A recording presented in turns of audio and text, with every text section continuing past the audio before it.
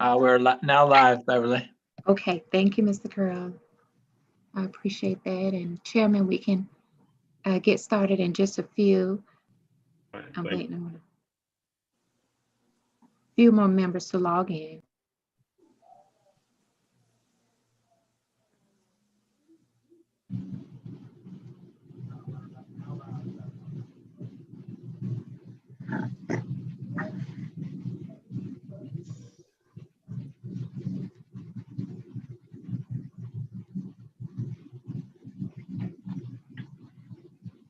Try on the other ear.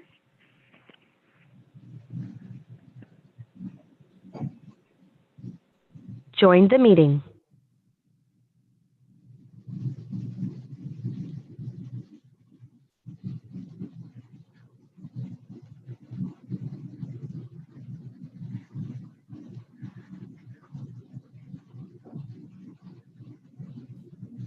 Morning, everyone.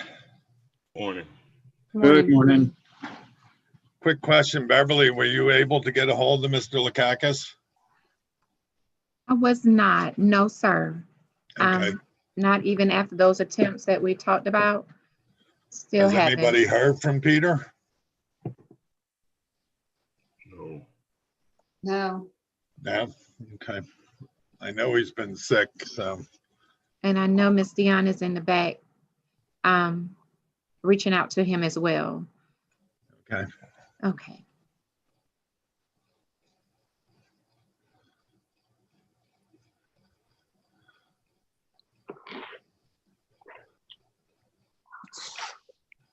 Can I ask a question?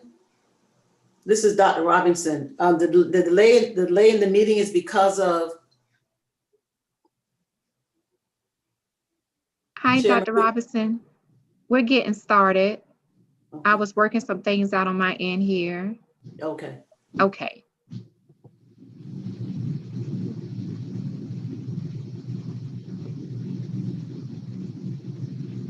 Chairman? Yes. We ready? Yes, sir. All right. First, I would like to send greetings to each of our board members and to the citizens who were able to join today's meeting on this November the 17th. Thank you for joining us this morning. We will now call the meeting in order. Beverly will start us off with a roll call, please.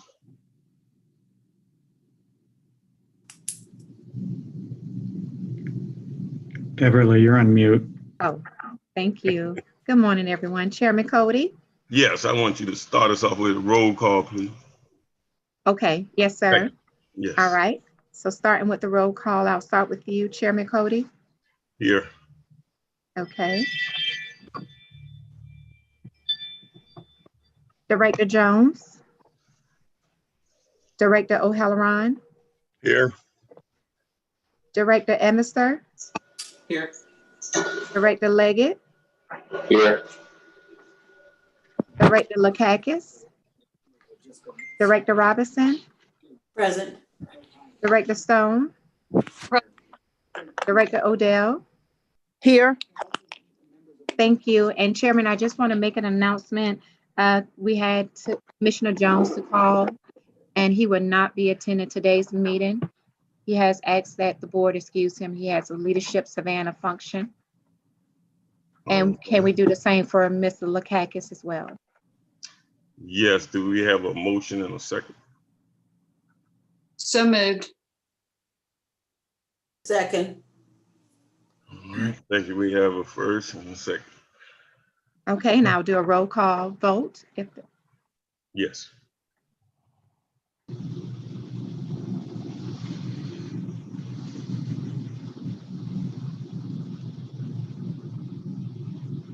Okay. Commissioner Director Odell, Yes. Director Stone, Join the meeting. Yes. Director Robinson, Yes. Director Leggett, Yes. Director Emister, Yes. Director O'Halloran, Yes. and Chairman Cody. Yes. Thank you. All right. Motion passed. Thank you.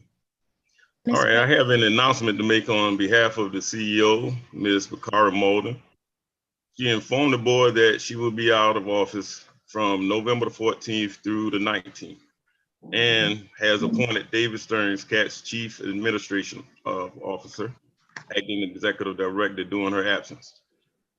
She's using this time away to support her husband back home, and I know we would all like to send well wishes to their way. Mr. Stearns, we thank you for stepping up during this time, and we want to send blessings out to Ms. Malden and her family. All right, moving further along the agenda, we have 6 items on the consent agenda which may be received and approved by the board in a single motion. However, any member would like to discuss an item on the consent in greater detail, please announce the item number so that we can pull it down from the regular agenda. I have one. Dr. Dope. Oh, never mind. I misread it. Sorry. I think I have the old agenda. All right, we can go further into the discussion and potential action if need be. Do we have anybody want to pull anything off the consent agenda? Dr. Halloran, I got. I'm going to make a motion. We approve the consent agenda.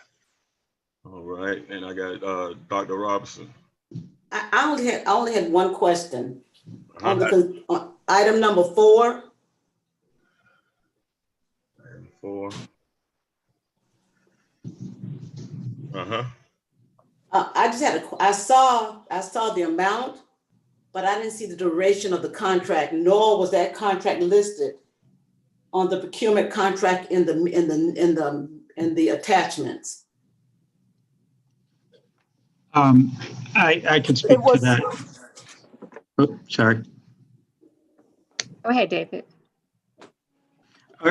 Dr. Robinson, are you saying it's not on the contract itself wasn't on the agenda? No, the explanation as to what was on the consent agenda, it showed the amount of the contract, but I didn't see the duration of the contract. And also within the executive report, there was a listing, I think that was asked for by board members of all the contracts and procurement.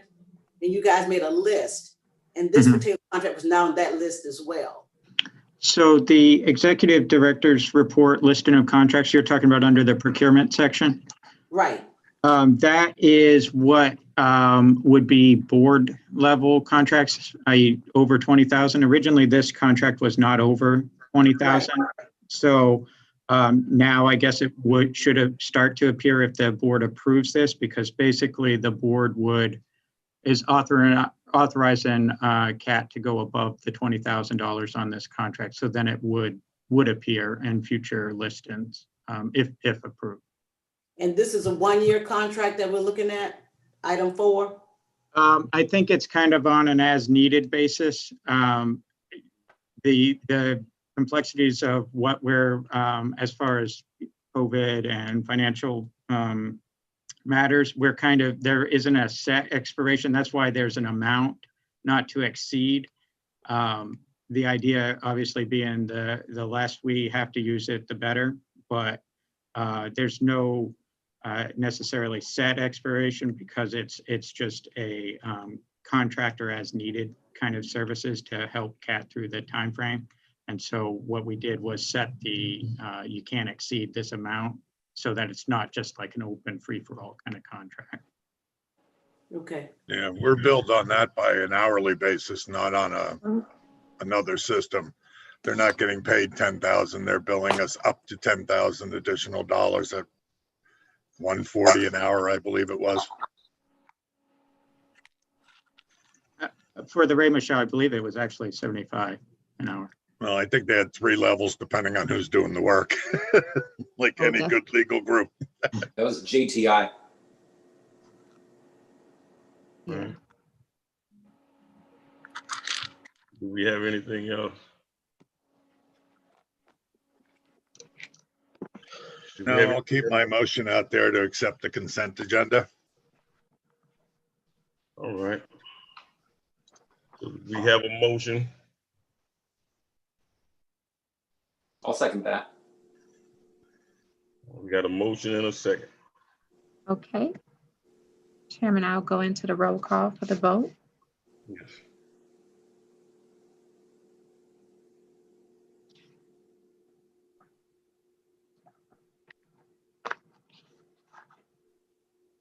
Okay, Director Jones, he's not here. Director Odell, Yes. Director Stone, Yes. Director Robinson, Yes. Director Lakakis, Please and excuse Beverly. yes, and Director Lakakis, I think he was trying to join. Director Leggett, Oh, is he good? Yes. Director Emerson, Yes. Director O'Halloran, Yes. Chairman Cody. Yes. Motion Oh, there's passed. Peter. Got Mr. Lakakis. All right, with nothing else, we don't have anything else to be pulled out. All right, now that we have closed out on that part of the consent of action, we will move to the executive director's report and unit updates. Mr. Stearns, I open the floor up to you to take us through the updates. Thank you, Chairman Cody, and thank you, Board of Directors. I just want to say that I am honored that Ms. Malden entrusted me to be the acting executive director. And of course, our thoughts are going out to Ms. Malden and her family while her husband is undergoing a medical procedure.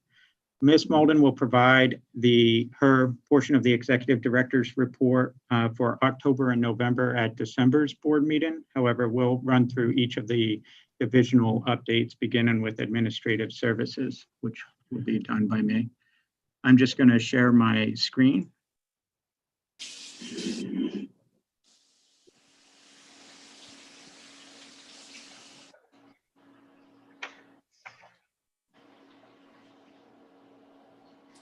So administrative services within the compliance division or department, excuse me, we are continuing to update CAT's policies. This is an ongoing project. We have given the board a little bit of a reprieve to kind of help us catch our breaths and help you all hopefully catch your breath. But that's an ongoing project that we're looking to basically go through each of CAT's policies, make sure they're up to date and in line with current practices.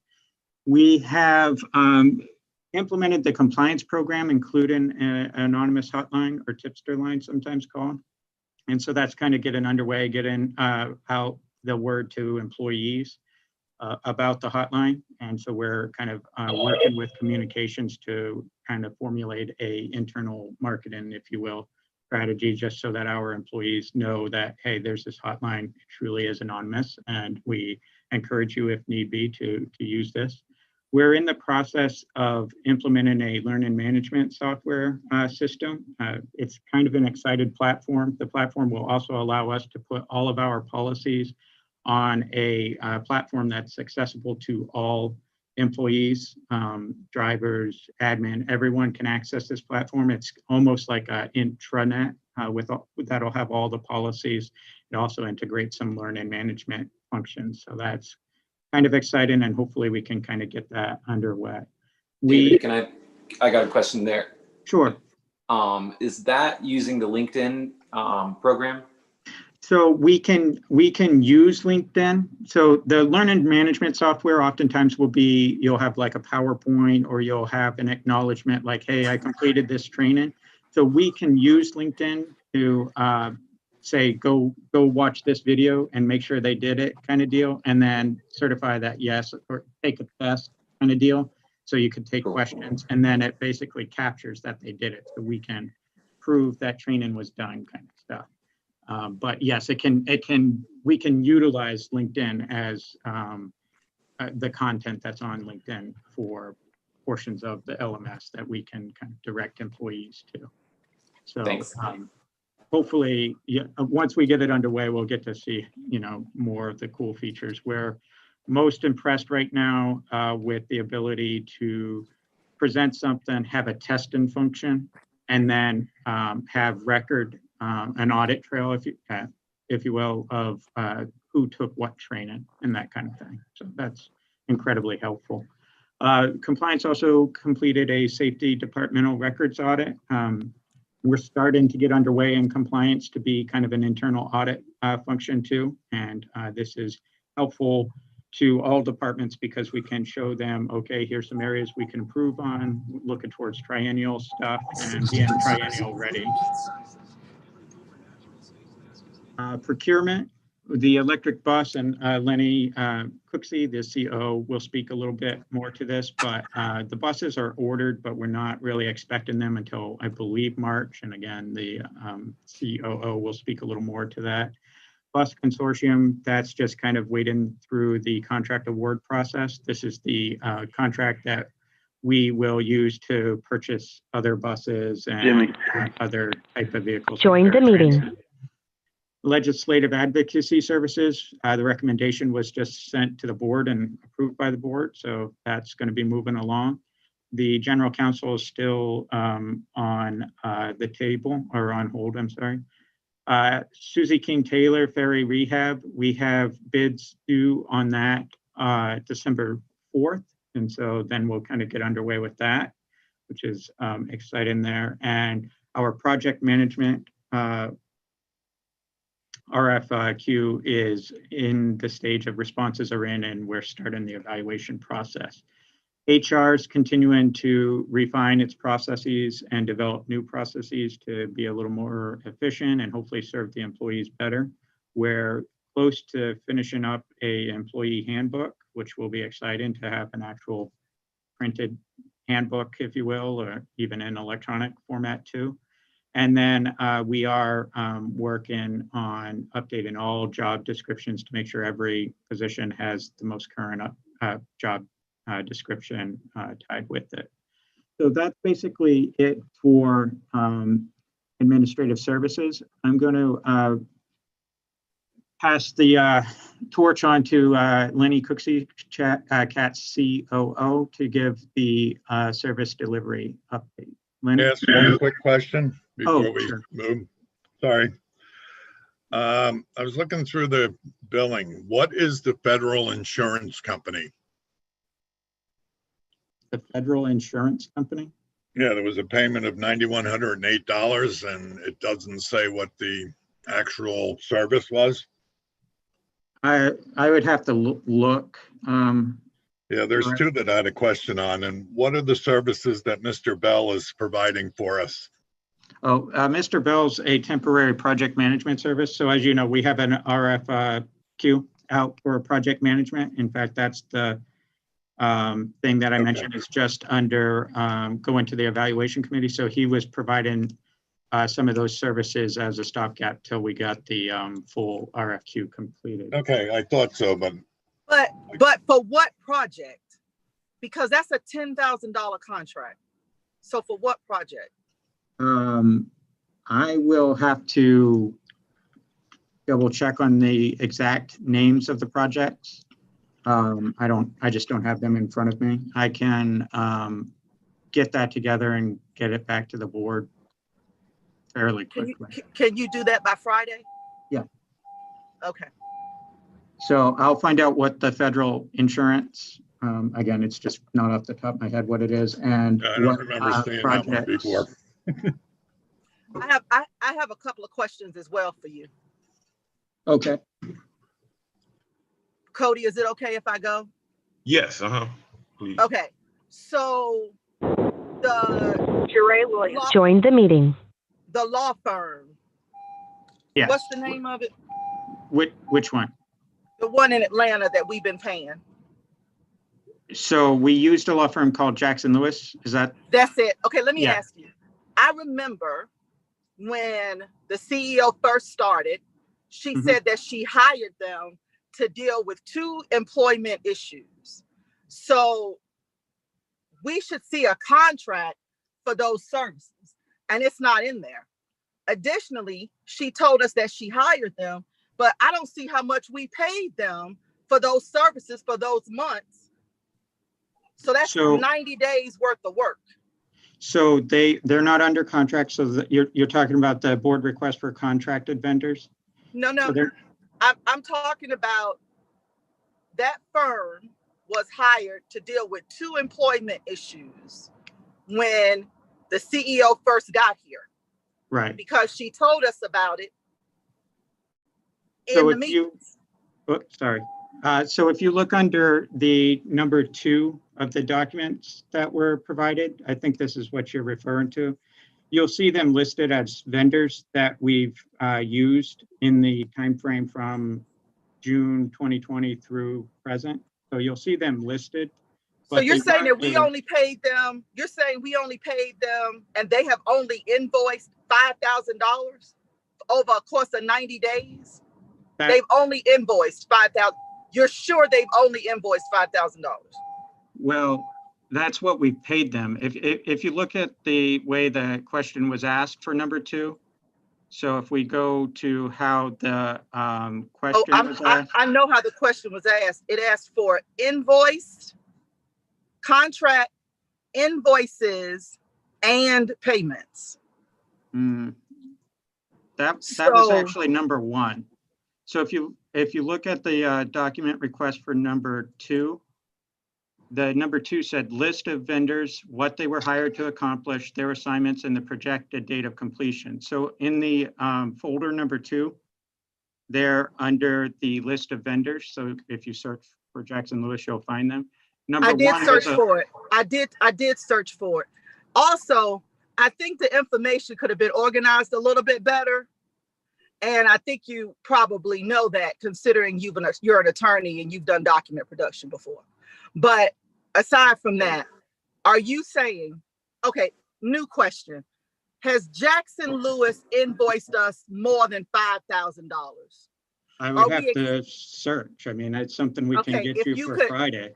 Okay, if you could find out for me, I'd like to know if Jackson Lewis has invoiced us, will invoice us, or have we paid or will pay Jackson Lewis for the 2 emergency services that they were requested to provide on those 2 employment issues. So has invoiced, will invoice, has paid, will pay. And I think we did pay them 48.49. It was on the checklist Yeah. for the I board. think that's just 1 invoice. It may be. My question, though, I'm sorry. Go ahead, Tab. Okay, so I also have a question about Nikki Friendly's contract. Yes, Franny? Is she staying as a contract employee? It's not my understanding that she is, no. Because that contract says it's ended in October. So Nikki's, she's either in the process or will be soon. She's the Chief Communications Officer. I think the contract was an interim, while she was kind of finishing up in one area and moving over to CAT kind of deal. But is or going to be the Chief Communications Officer. So we're not paying her as a contractor anymore. I would have to double check. I know the plan is for her to be an employee. I don't know if officially it has started in the HR payroll system. I can just speak to that. She is going to be an employee. She may already be, I'm not sure. Okay, because she's on the agenda she's in the list Right. as a contractor, and they provided the contracts, Mhm. but that contract ended October. So we are now into the middle of November. So I'd like to know if she's a contractor or an employee. Yeah, I don't think she's been hired. I spoke to Bakara yesterday. So are we still paying her Message, yeah. contractor fee? Until she gets officially hired, I guess we have to retain her some way, and I guess that's how. But is that 10,000 a monthly, or how is that fee structured? Is that by service hours or? No, it was, and I'd have to lump sum double payment check for that. 3 Yeah, months? or Okay. the way I remember the contract is it was a lump sum Okay. for the entirety of the transition, basically. I So, do have one more question if Tabitha's done. On this section. Yes, Yeah. I'm done. My question is this, why wasn't our attorney used for the process? We have an attorney for CAT. Why was an outside company contracted? I can't speak fully to that. I mean, I'm sure that's something we can, if the board wants further clarification from Ms. Malden, I'm sure we can put that together and get that. Yeah, I'd like to know why our current attorney wasn't contacted and we went to an outside firm, but if we don't have that answer, we can get it when she's back. I'd like to know that as well.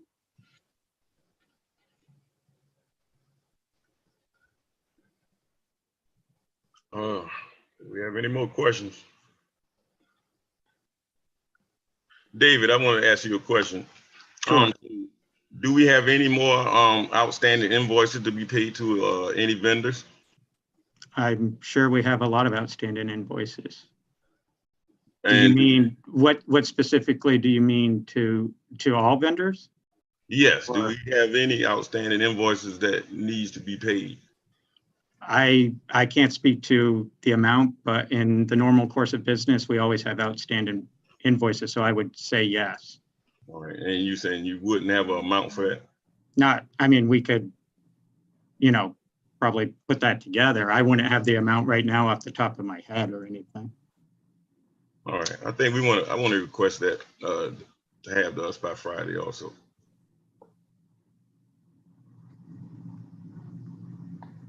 Any more questions? Oh, I do have one. How come nobody signed the attestation? We were, well, I guess Ms. Malden would have to speak more directly to that. So if that's a question you would like answered, we can put it to Ms. Malden and we can kind of get you the answer that you want. Well, I mean, it wasn't required that she sign it. It was required just whoever was providing the information. I understand. So I'm curious, if it wasn't signed, is that an indication that there's something that we don't have? Was that some kind of oversight? It was, you know, a significant discussion, which I thought it was more in depth than it perhaps needed to be, but it was not signed. That's correct. If you want a full explanation, we can put that in the list of questions and get you a response to that question too. Ms. Robertson. Chairman Cody, I think that Ms. Bakar is not here, and my concern is that we're asking for things from staff by Friday.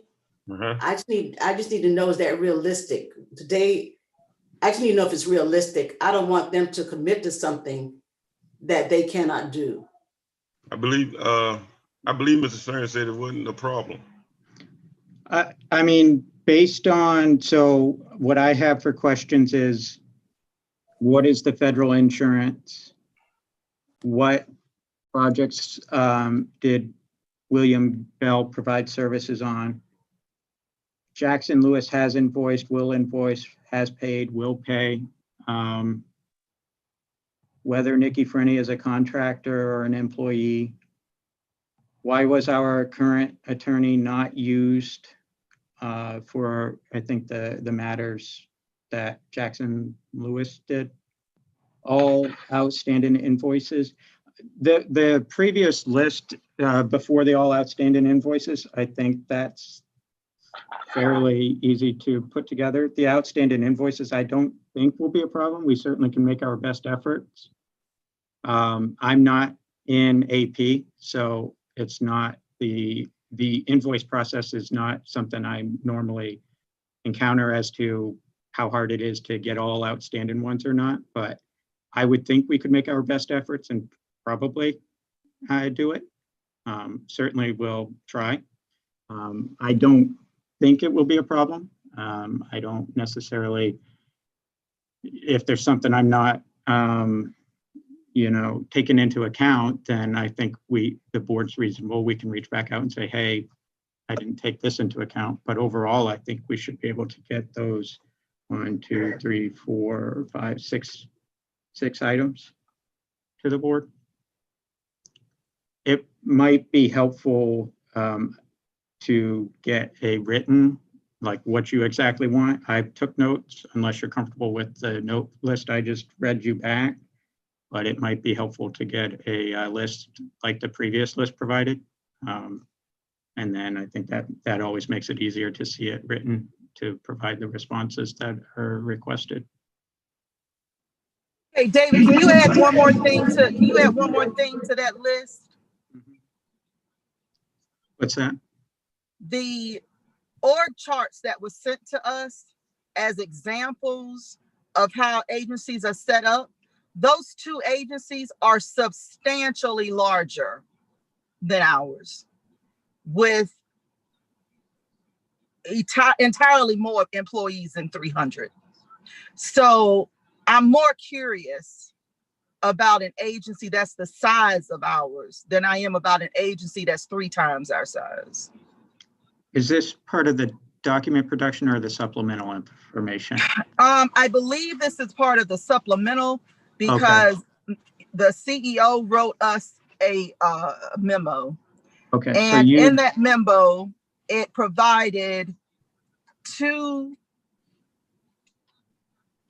examples of a agency org chart.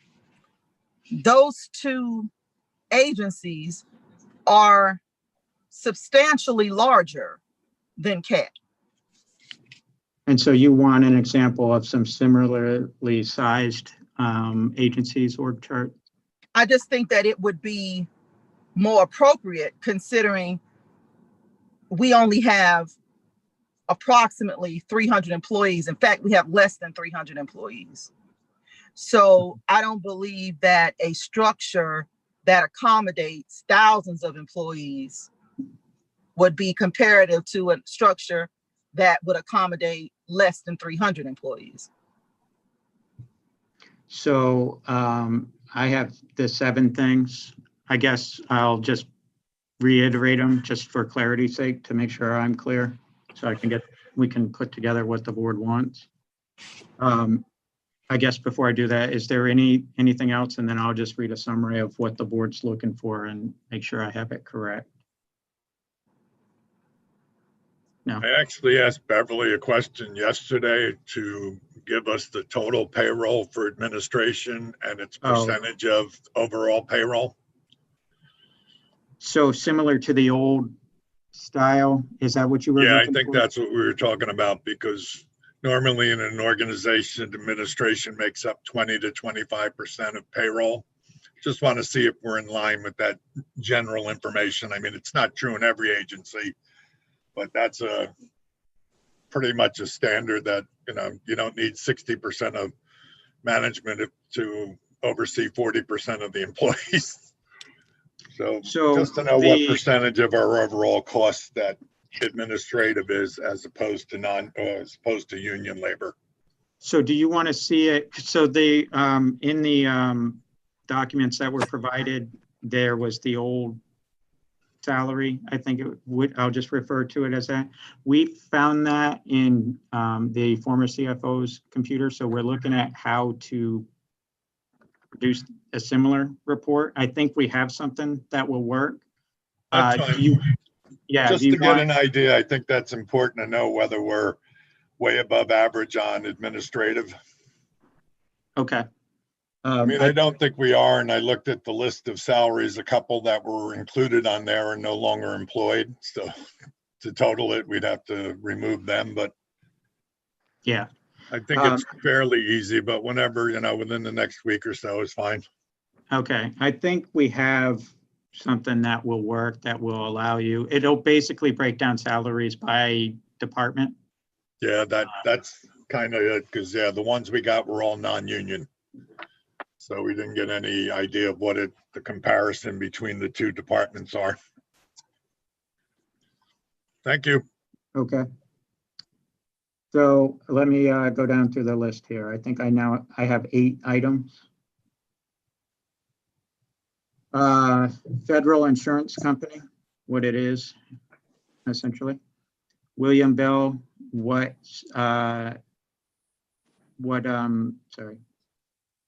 projects he advised on.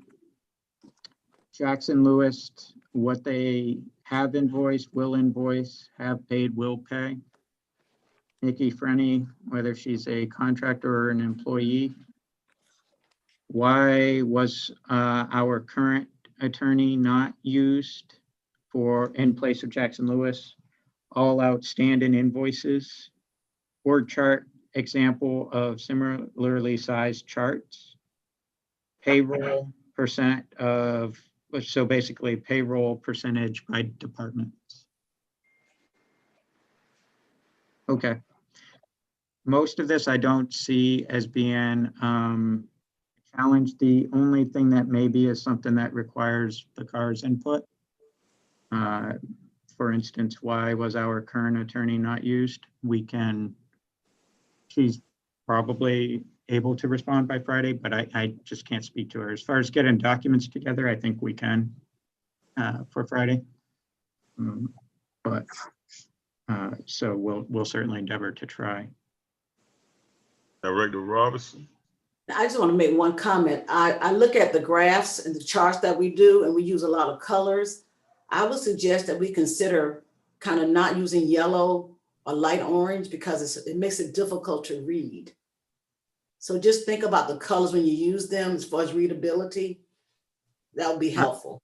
On the org charts, Dr. Robinson? Yes, especially on the org chart. Yeah, some of that was difficult for me to read. That's just a suggestion. Okay. Thank you.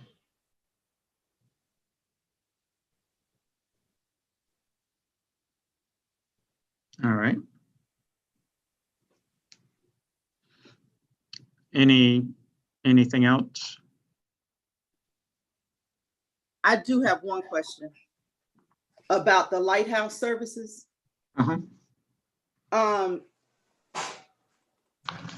When a person calls in, does it route based on the concern of the person? Who do the calls go to? So the calls go to Lighthouse's call center. Right. And Lighthouse then, they have trained operators that basically ask some questions and try to figure out, okay, is this a fraud question? Is this a employee has a problem? So it'd be an HR question, right? And that type of thing. And then what they do is they then send it on to the recipient. So I'm a recipient, Bakar is a recipient, HR is a recipient, compliance.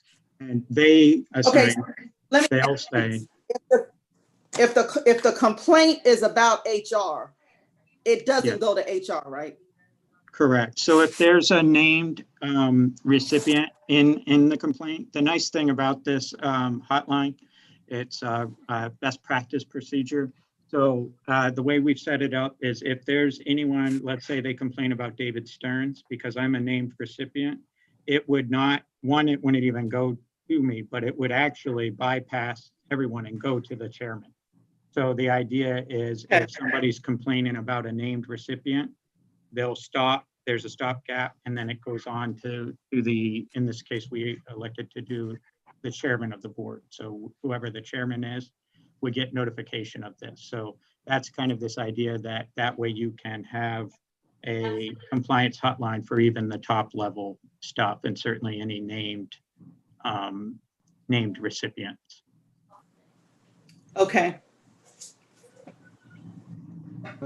So if there's no other questions, I'll hand it off to Lenny to give the service delivery update.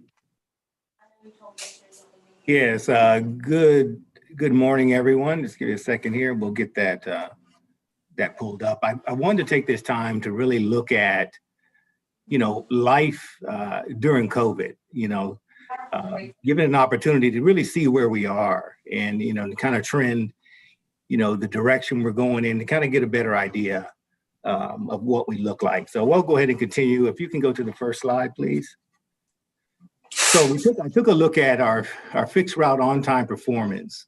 There's a lot of opportunity here. Of course, you do see the dips that we had taken in April and May, and of course, that's to be expected considering what we were dealing with.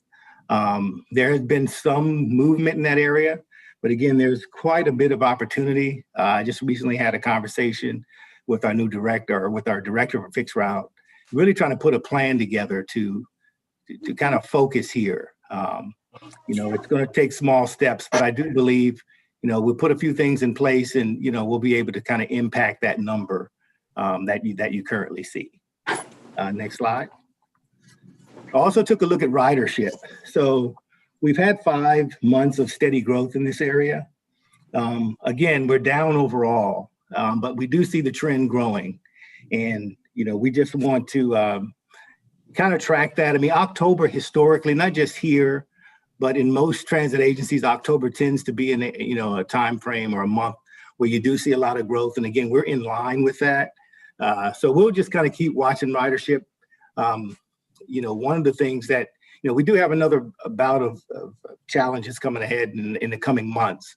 So this kind of gives us a baseline of, okay, yes, we're growing. We're kind of moving back towards where we were, but there's still some work to do. And again, we really can't forecast fully the future, but this to kind of give us an idea of what we're working with. Next slide. Paratransit, I'm very excited about this. The 93.81 is the highest on-time performance in the last, really since COVID. And we have a new director of paratransit. Her name is Bridget Morrison, who is really kind of keying in and focusing on performance and the customer experience. So this jump, while it may seem small, where we're running at 92, but this is a huge step moving forward where we should be running at around 95. Most of my experience in para, 95 to 98 is our target, in the future, but I think we're making great strides. So again, this is something to celebrate. This is everyone's work, re-looking at the schedules and just everyone kind of committing to, making the adjustments on the fly. So this is a good number and hopefully we'll continue to see us climb upward. Next slide, please. Also looking at ridership, again, it's on a 6 consecutive months of growth. Para around the country tends to be one of the fastest growing services. I mean, we've exceeded where we were in March for this month. So, I expect to continue to see this type of growth. One of the great things is we do have new paratransit vehicles, hopefully hitting the ground in February. Those new vehicles with the new lifts and the camera systems, and so that again will also help. We'll have more vehicles, which we do need. So para will continue to grow performance wise and ridership wise. Next slide. The ferry has been up and down. We are seeing, this is our 2nd consecutive month of growth. In ridership, granted, there aren't as many conventions and things of that nature to kind of support that ridership, but I did want you to just see, the ebbs and flows of the ferry ridership, just to kind of give you an idea. We are moving back towards the numbers that we posted in March, which was, for all intents and purposes, the start of our COVID and as far as transportation adjustments. So again, we'll be monitoring that, looking at that as well. Next slide. One of the things that, the challenges that we face with COVID is training. We had quite a bit of training on the books on the maintenance side that had to be canceled, So, we took a look at it and said, hey, there are things that we can continue to do. COVID doesn't mean stop, not do anything. It means we can still progress. So we had an opportunity to have these different classes, the conflict aggression management, customer service, professionalism. But the one I'm really proud of is our wheelchair lift and wheelchair tie down. That's a critical training for the organization. I mean, you can have one wheelchair claim that it costs you around $25,000 to settle. And that's being, conservative. So, the idea that we're paying attention to that, it is something that's important for the organization, and important that we constantly keep that training out there. So you'll see more stuff, and we'll introduce more things as well, just to that way we can be complete on what we're trying to do and make sure everybody's on board. Next slide. So this is I don't know if you've seen a picture of our electric bus, but this kind of gives you an idea of what's coming.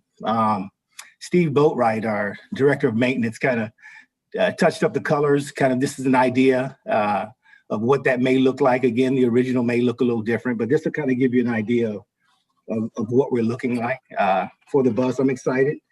The challenges we have, I think initially you've heard all kind of dates of December and January, but we recently had a conversation with our reps from Gillig, and it looks like the first buses will probably be hitting the ground late March, early April. So we'll constantly be watching that and really looking forward to, electrifying a portion of the fleet. Next slide. That looks great, by the way.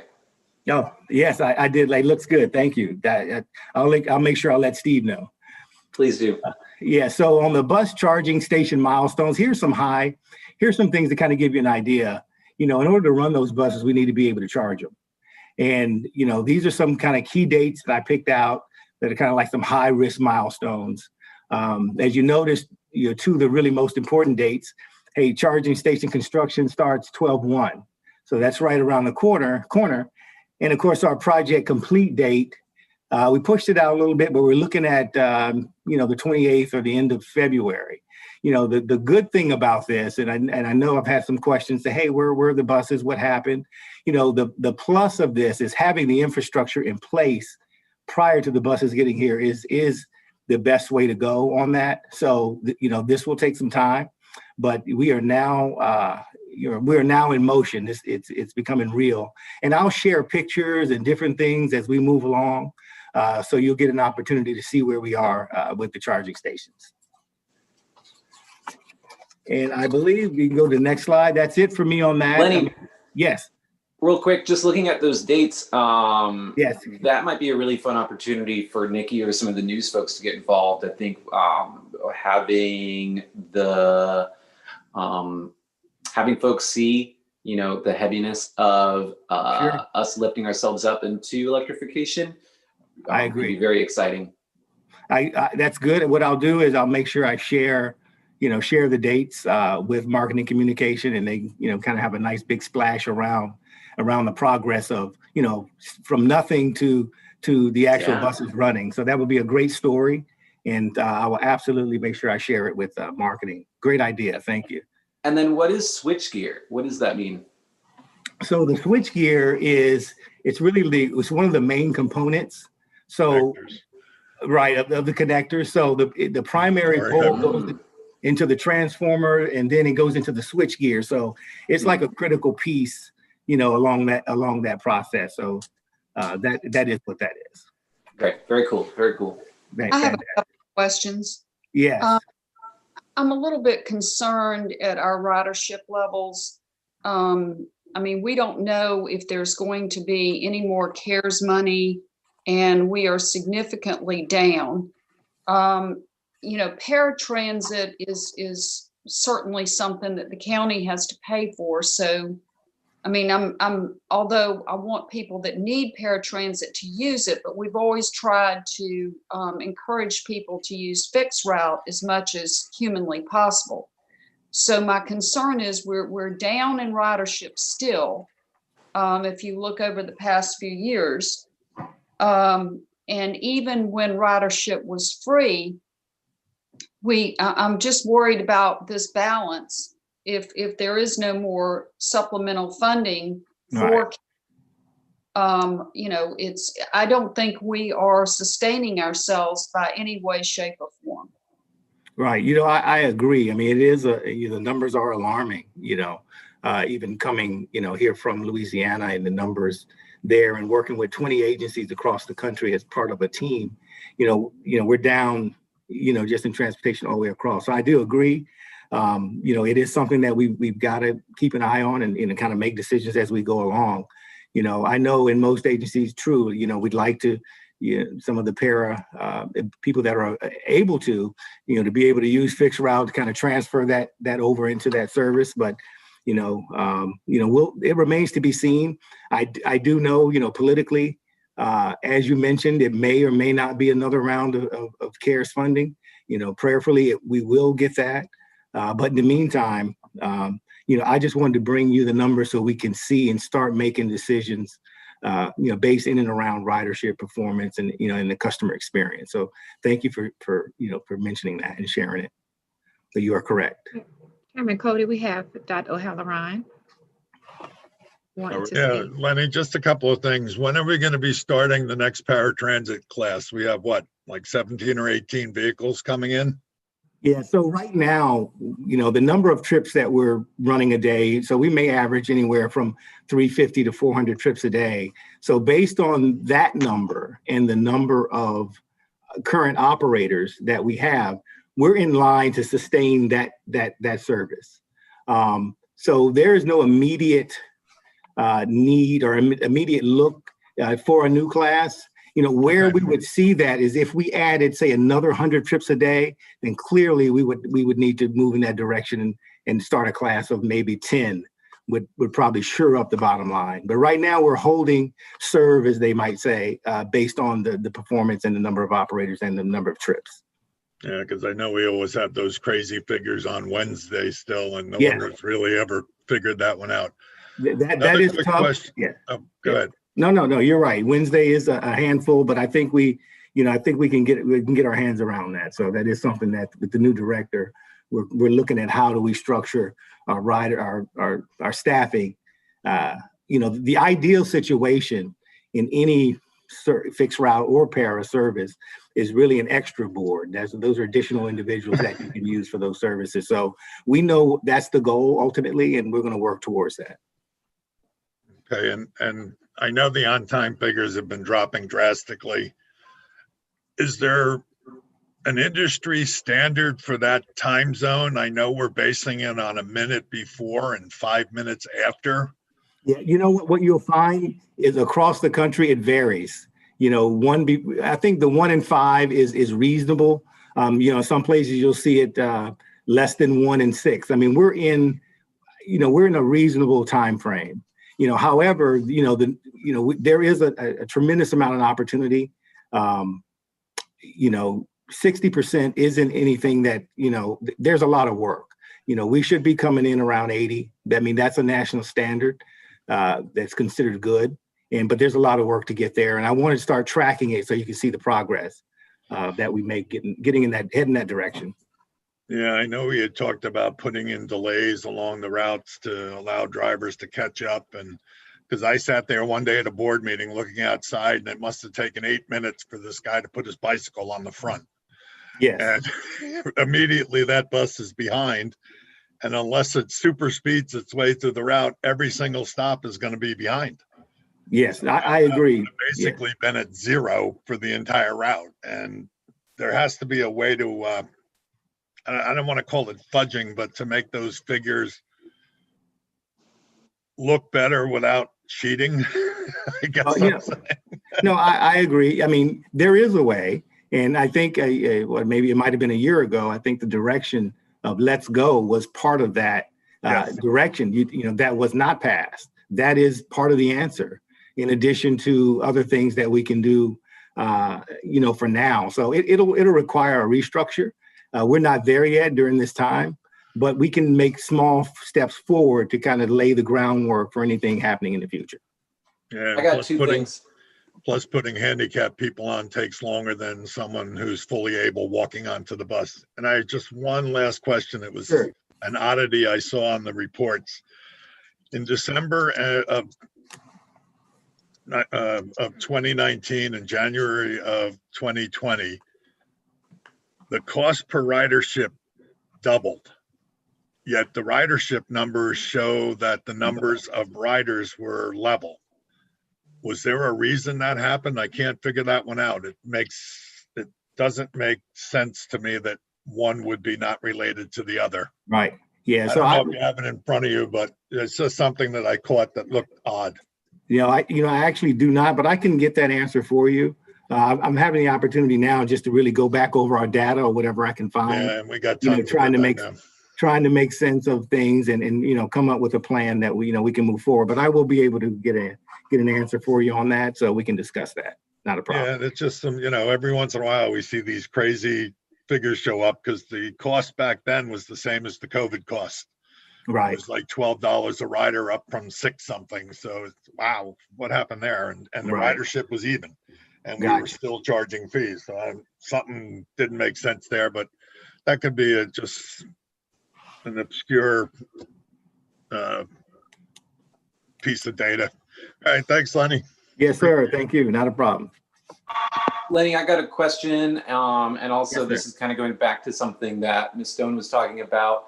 I just thought it was very interesting that wheelchair usage in October from 2019 to 2020 was up about 25%, while at the same time, our ridership is down by about the same amount, which means that I think a lot of the, Helen, I totally get, we need to try to, honestly, I think some of the programs we put in place to move paratransit riders onto our fixed route clearly are working if the wheelchair usage on our fixed routes is going up by a fairly large amount. I just thought that was, I mean, that's great. It definitely probably will be impacting our on-time performance, just because it does take some time to get somebody securely installed in there. Right. But in terms of overall cost, that's a very healthy increase. Yes, it is. Yes, yeah, I agree. You know, I had seen that, you know, similar, you know, just the increase. I think a lot of agencies nationwide, probably about 2.5, 3 years ago, you know, were attempting to make that adjustment. And so, you know, we do see more wheelchairs on fixed route.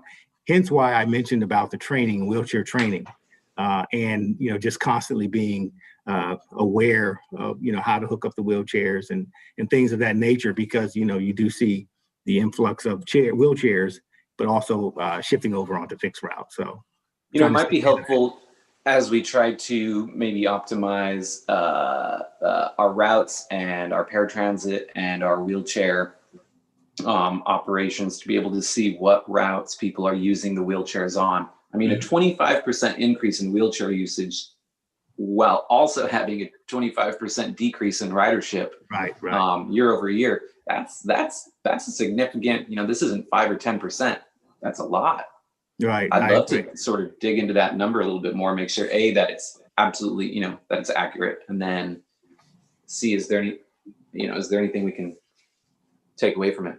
Sure, absolutely. We can start focusing on, and I can start graphing out, you know, part of these meetings, you know, our wheelchair ridership as well. So we can kind of start seeing, you know, a long range projection of what that looks like. So we can, you know, I can make decisions and build policy and things around that. So no, that's awesome. Thank you for picking that up. Thank you. Great presentation. Thank you, sir.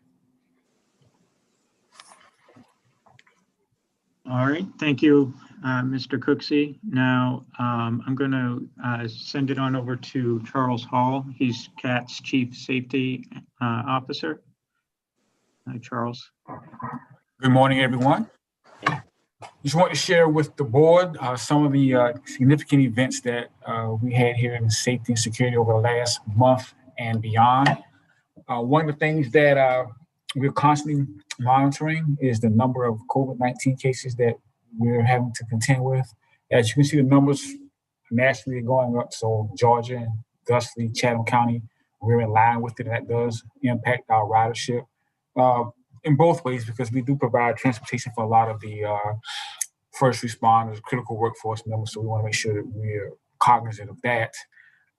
One of the things that we're constantly doing is making sure that our staff is aware of what needs to be going on in addition to the numbers. So we are still constantly making sure that we're social distancing, wearing masks. I know internally what we're doing with every person that enters a CAT facility for businesses, that we're taking their temperature. I know sometimes if they're asymptomatic, that may not register, but we're still making sure that we do that nonetheless.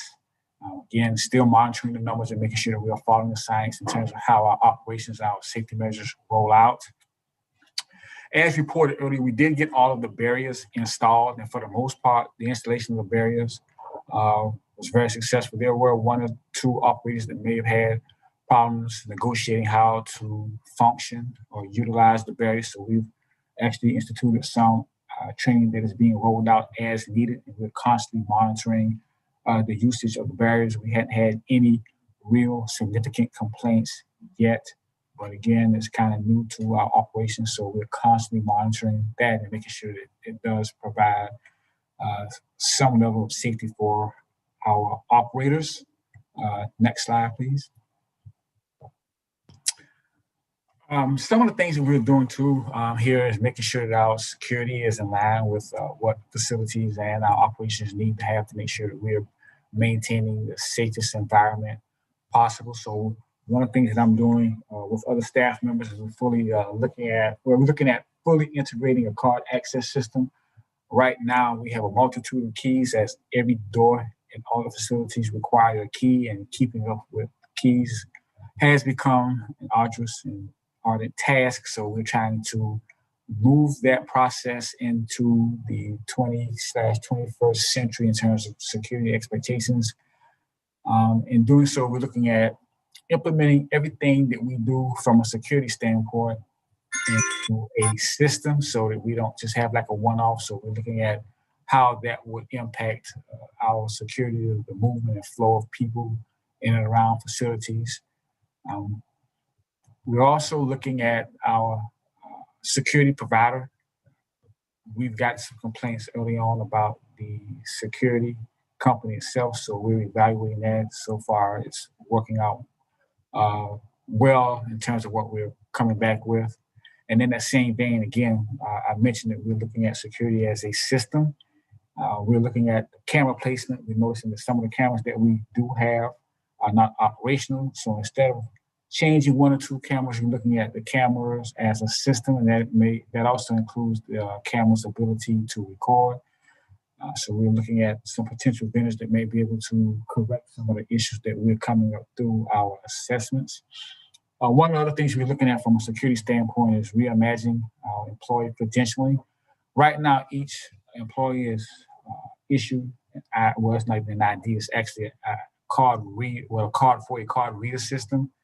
There are not any pictures on them, so it's really no way to indicate that the person who possesses that card, who is accessing a CAT facility,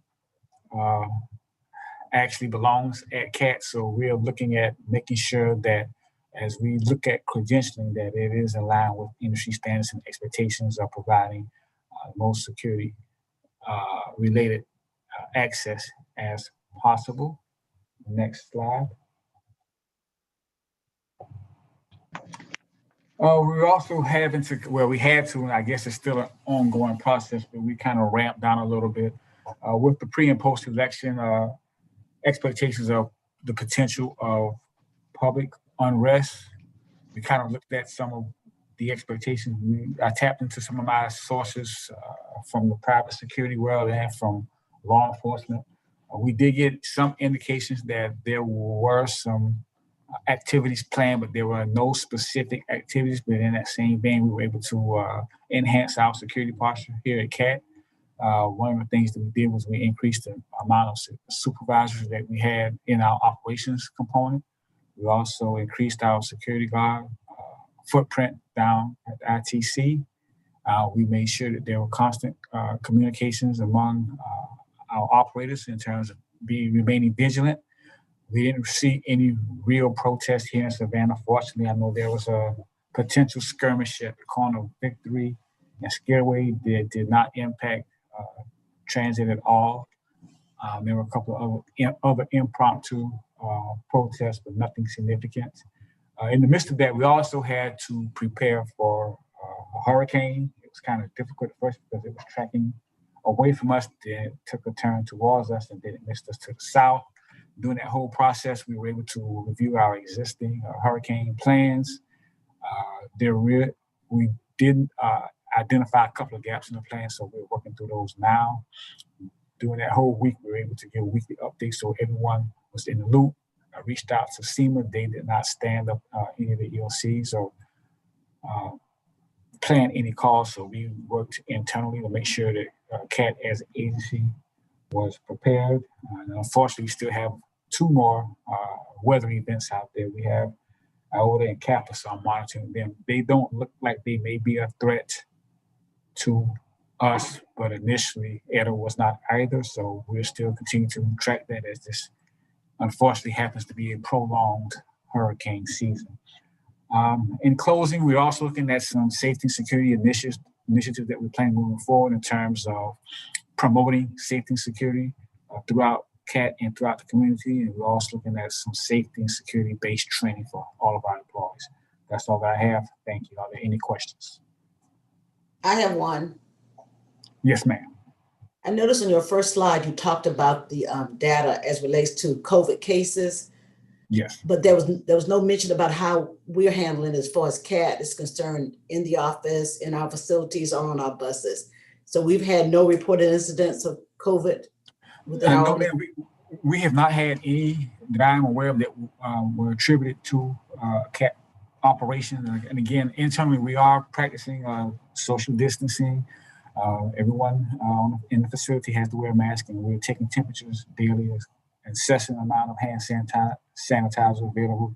On the buses, we have the seats clearly marked for social distancing, and we're still riding at half capacity. And again, the barriers are of tremendous help as well. So we are trying to be as vigilant as we can in preventing any types of outbreaks of COVID here internally. So we've had no reported cases? Not that I'm aware of, but I can double check just to make sure.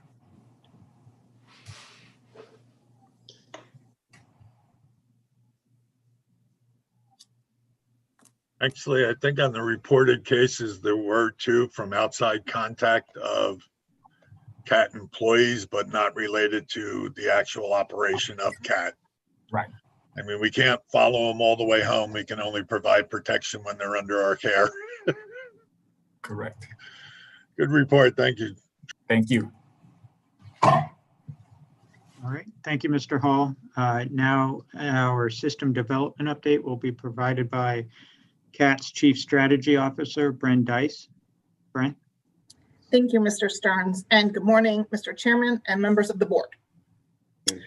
For the strategic development update, I bring to your attention the ridership report included in the service delivery section of your packet.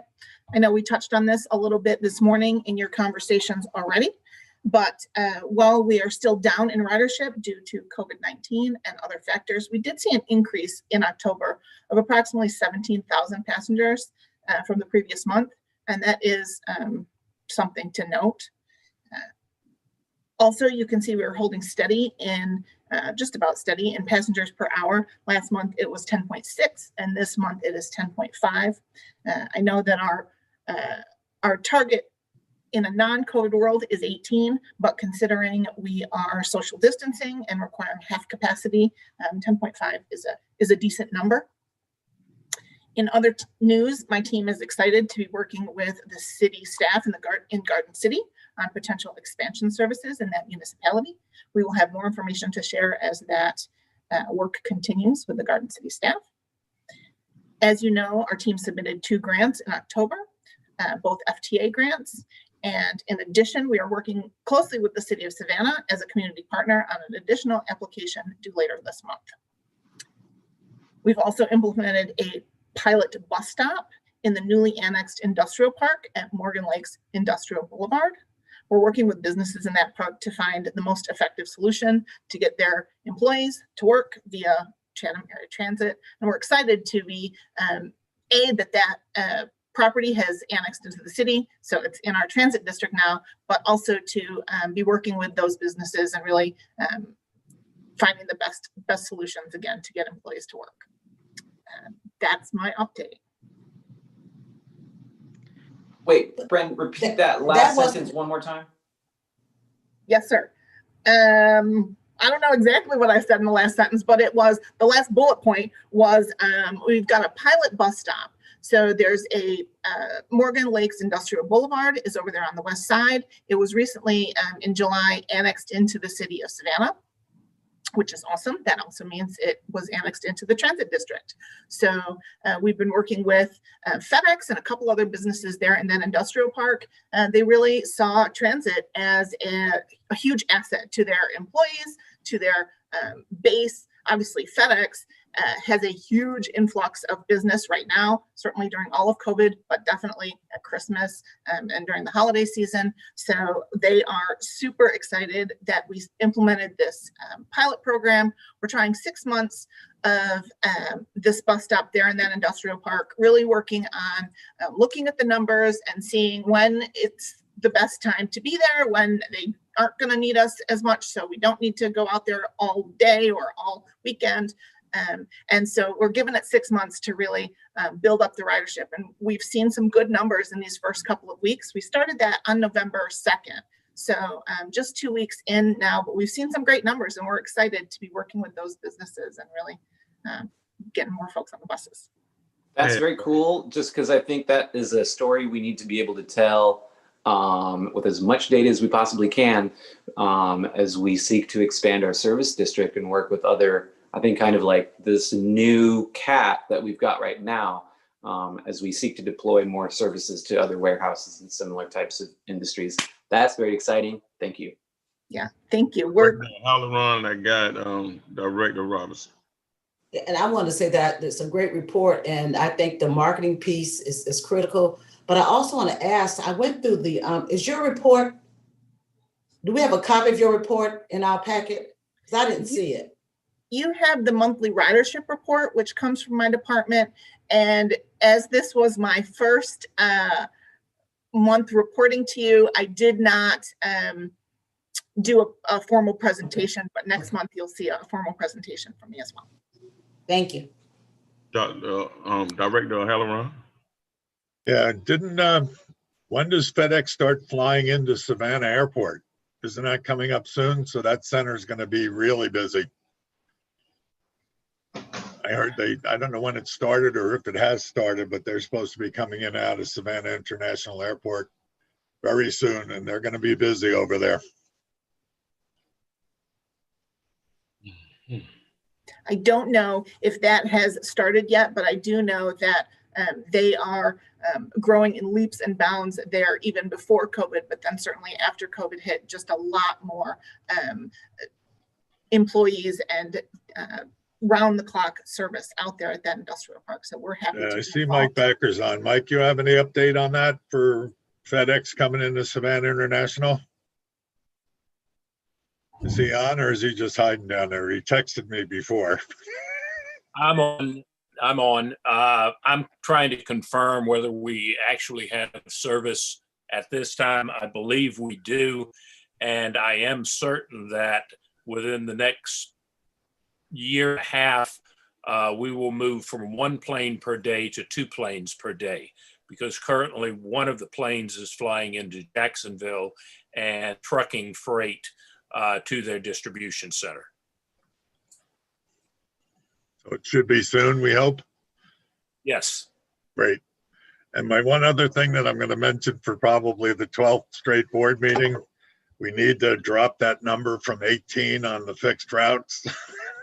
We have not been over 15 in the 3.5 years I've been on the board. So it always makes it look like we're way under, and we really aren't. We're at national averages and standards. So let's move that to a reasonable number so that the reports look more positive than they do. That's it for me. Thanks, folks. Thank you. All right, if there's no further questions, thank you, Ms. Dice. I'm now going to hand it over to Nikki Frenny, CAT's Chief Communications and Marketing Officer, to give the communications and marketing update. Ms. Frenny. Thank you, David. And to Chairman Cody and members of the Board of Directors, I am excited to briefly share a few highlights of the monthly report for Marketing and Communications team. That is also included in your packets. During the month of October, we saw an increase in media coverage as we held 2 press conferences. The first was the installation of the protective barriers on all fixed route and paratransit vehicles. We were very excited to get those installed. The second is the 90-day postponement of the service changes, and that was a joint news conference with the Tourism Leadership Council, the Chamber of Commerce, as well as the Restaurant Association. And I would like to thank Chairman Cody, Director Edminster, and Director Stone for your participation in one or both of those news conferences. We were very happy to have you all there and to speak on behalf of the organization. We also had a video. I'm really excited about this. We had a video and photography team on site to update our photo and video library with more relevant images. Some of the images that I saw on our shared drive were very, very old. So we wanted to update those images. They will be used to produce videos that tell the CAT story, both internally and externally, on our social media platforms. So stay tuned for some really informative video content on our website and social media channels. And we'd love to invite the board to participate. And we'll send out more information about that soon. The marketing and communication staff has been busy over the last month, producing new employee newsletters to keep the CAT family informed about what's happening around the agency, renewing our commitment to community outreach through partnerships and meetings with various community organizations like Feed the Hungry and the Forsyth Park Farmers Market. We want to do a farmers market at some point at ITC where people can buy discounted produce or receive free produce. So we are working diligently on trying to establish that partnership, as well as attending meetings with the Housing Authority and the Savannah Interagency Diversity Council. And we are also excited about engaging employees with the weekly activities that encourage team building with our Spirit Days and recognition of Breast Cancer Awareness Month by celebrating the many CAT employees who are survivors of this devastating disease. We wanted to make sure that we recognized them and gave them a pat on the back for coming through such a trying time in their lives. That's it for me and the marketing communications report. If you have any questions, I can answer them for you now, or you are more than happy to reach out to me at any other time. That's it for me. Thank you. Dr. O'Halloran. The only one that came to mind was holding a farmer's market at the ITC because of the nightmare of parking over there. You might want to consider doing it at CAT Central. Okay. Between the buses in and out, there's literally no parking at all. And, correct. One of the area. reasons we wanted to do it at the ITC was because of the buses. My previous employer at transit agencies, we've done them at the area where the buses are at our main central station, partially because we're able to get more activity and more riders engaged in it. So it's really more of a rider engagement and satisfaction project than it is for our employees, but we would love to do one here at CAT Central for our employees as well at some point. If you do go ahead with that, you could probably do maybe try to find some parking at the Savannah Visitor Center. Just I think direct people to go park there. It's not that far away. Because I see parking would be a problem, but if we're trying to get riders, they're not parking anyways. So it would be a cool location, and it's a fun looking place. It'd be cool to see fruits and veggies all around. It's a rider engagement kind of an appreciation type venture. So it's really geared toward our riders, but we will, should the first one go successfully, we will invite the community to participate as well. I just think it's something that, especially in COVID, and people are always looking for, ways to get more food. We just believe that it is really a great way to engage our employees and offer something in return for them riding our services. I have a question. I'd love the feedback.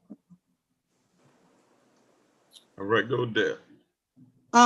You said you had a team in. Is that a new contractor?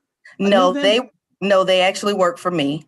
They work under contract with me. I have a consulting firm, And so they are working with me. I asked them to come down from Atlanta and help shoot some of that video. So we had to pay them how much? You're paying them through my contract. The $10,000 that you've paid me for, and I know that you had asked earlier about my contract. It was initially for September and October, but I offered to Ms. Malden that I would continue to help throughout November because there is a need for elevated marketing and communications at CAT. And so that's why I extended. So instead of paying me $5,000 a month for 2 months, you've actually paid me about $3,300 for 3 months of work. Thanks. What? How does 10 turn to 3? Divided by 3. 10 divided by 3 is 3,300. So considering that I asked, Ms. Malden asked me to stay on through November without any additional pay from the original contract. I'm just saying you're simply paying me $3,300 a month. But I thought you were supposed to come on board as an employee. I am at some point. Once I can finish out the other contracts that I'm working on. I have a consulting firm, so I didn't want to do 2 jobs at once. So I had a couple of other contracts that I needed to close out, and those will be closed by November 30th.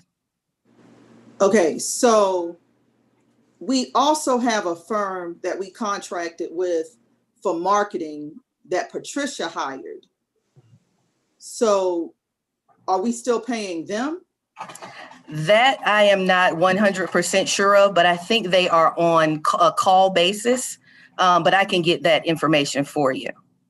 Okay, so we didn't have, so we don't, the photography that you had was done through your company and that was no additional charge. That is correct. And I can speak to the marketing firm. So you're thinking of Quest, I believe. They're on an on-call basis, so we don't pay them unless we use them. And we mostly use them for printing, not for photography or videography. I've worked with Quest in the past in some of my other jobs. They don't do photography and videography work. Okay, thank you. You're welcome. I have one comment I'd like to make at talking about the farmers market and CAT Central. The reason why I feel that CAT Central would be a great place to do it as well is because it's in the community where you have, low income, low poverty, food desert. So, in the future, we should consider doing it there because you have walking traffic that may turn into riding the transit. The more they know about transit, it could be used as an advertising tool to increase ridership as well, but also helping that particular community. Absolutely. Thank you for that suggestion. Absolutely. I'd just like to add that the photos, the photo portraits of everybody in the executive bios look very cool. They look, I think David, Nikki, Lenny, like all of our main folks are on there. And I mean, y'all look like a bunch of transit professionals, which is very cool. And it's exciting to see. So thank you, Nikki. And congrats on the 2 press conferences too. They were fun. Thank you. I appreciate that. Thank you. Are there any more questions for Ms. Ferrany? If not, I will go over to the financial update with CAT's finance manager, Gloria Royal. Ms. Royal. Thank you, Mr. Stern. Good morning, Mr. Chairman and directors of the board. Our financial update for October 2020 is as follows. First slide, please. Our total revenues for the month ending October 31st, 2020 are negative $484,513 and negative $3,124,158 below the fiscal year 2021 adopted budget. This variance was derived from the special districts tax being recorded on an accrual basis spread over 12 months. We budgeted $12.8 million for special district tax in fiscal year 2021. Originally, we were spreading the revenues evenly at 1.1 mil, but after September the 20th, it was decided that it would be more beneficial in our reporting efforts and providing you with a more clear picture to present based on revenues received monthly. Total expenditures for the month are $2,022,595 and are under budget by $274,061. Our total expenditures over revenue is negative $2,507,108 for the month, and year to date, negative $2,771,455. As you can see in our revenue by source, because of the adjustment that we made to the special district tax to get it in line with recording more appropriately and accurately, we're showing a negative 61.85% in special district taxes. We estimated the October 2020 revenues at 1.3 million and year to date 1.9 million. That is why this number is showing negative 61.85. Our paratransit revenues comes in about 20.55%. Our next highest category is our grants, which is 15.34%. Our other categories, which consist of passenger fares, contract revenue, and other revenue services, they're all under 2%. Next slide, please. Our expenses by category for the month shows our salaries and wages. Employee benefits, our highest categories, with salaries and wages being 45%, employee benefits 22%. Our remaining categories of expenses, repairs, maintenance, fuel, utilities, insurance services, other, all total less than 10%. Next slide. These are some of our main funding sources that we collect revenues from monthly. And during the month of October, we actually received special district taxes, $531,822, paratransit funds from Chatham County, $398,437, and FTA federal grant assistance for PM and operating $313,400. Our operating cash balance as of October 31st, 2020 is $2,909,391. We are tracking, providing there are no unforeseen occurrences, and praying that we get out of COVID, that we do end up with a June 30th, 2021 cash balance of $3,947,966. This concludes my report for this morning. Are there any questions? I have one. Mm-hmm. What is our monthly operating expense? Our monthly operating expenses is about 1 million, I think. About 2.4. 2.4? Yes. So, and we have 2.9. So what are we gonna have in December? As far as revenues receiving? As far as cash on hand? Because we in the middle of November. Correct. And so we're going to take 2.4 from this 2.9 we have on hand. Correct. Which will leave us 500. And during the month of November and December, we do anticipate receiving in our larger portions of our special district taxes. Our projected December's December's balance, ending balance is $6,276,000, providing our taxes come in as we're anticipating in November and December.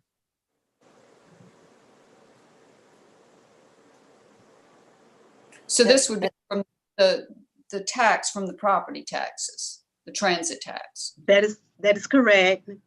Okay.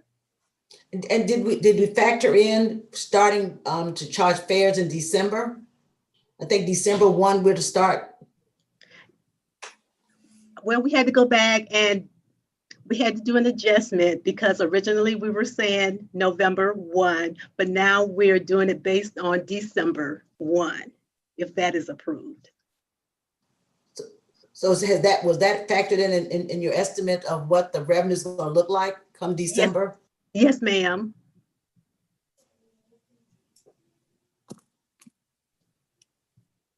Yes, ma'am, it is. I think that's only about 200,000, isn't it? Roughly, we get about 50,000 a week in fares. That's a full service, so probably even going to be less than that.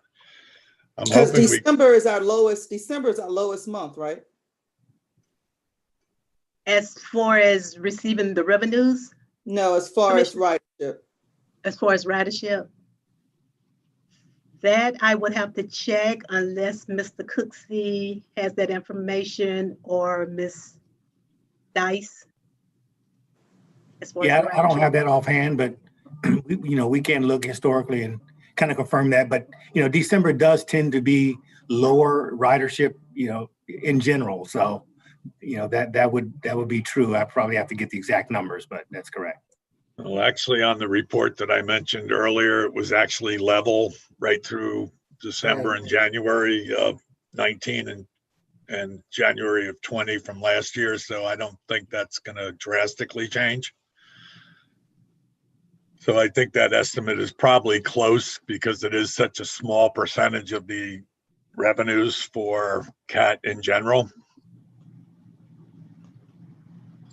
The only thing that, I'm sorry, am I up? The only thing that disturbs me, and I hope we get to this quickly, and I know we talked about doing it in January, is the numbers where we are in the negative constantly. If the public and other people are looking at that, it looks like we're mismanaging, even though it's based on a budget that was estimated from like a year and a half ago.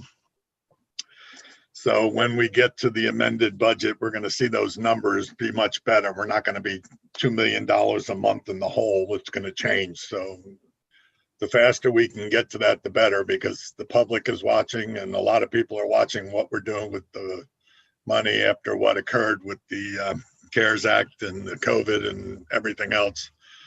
So the sooner we get to that, and once we get the budget, or not the budget, the audit approved, we can get on to budgeting and get that corrected so our numbers look better. Well, can we get a cash balance projection by month for the rest of this fiscal year? Yes, ma'am. Okay. Yes.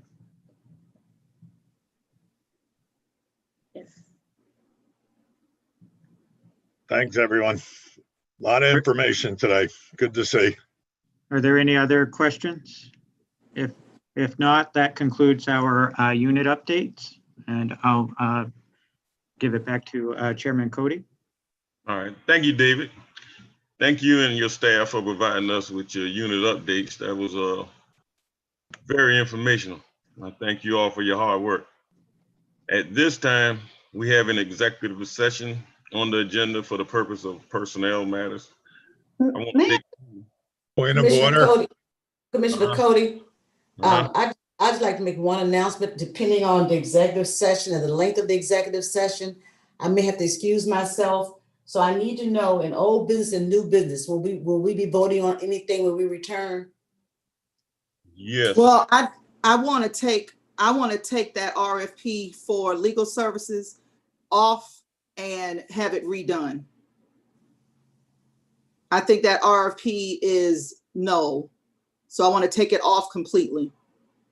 Is that on old business? Actually, Yes. because it was tabled, we would have to untable it to do that. My only suggestion as a point of order would be we should probably do that before we go into executive session so that we come back. It's literally discussion of dates for the audit report and adjournment, and everybody who's on does not have to sit through possibly 45 minutes and be coming back and forth. So can we move the old business up first and then go into executive session? Yes. I need a vote on And that. okay, and at which point are we going to discuss the documents that we received? Because I got a bunch of questions about those. That's under executive session. That's part of personnel. Okay.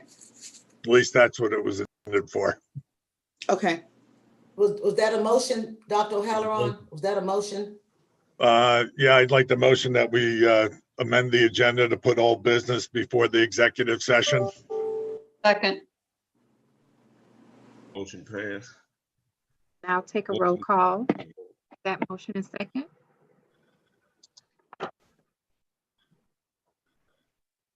Director Odell? Yes. Director Stone? Yes. Director Robinson? Yes. Director Lakakis? Director Leggett? Here, yes. Director Emister? Yes.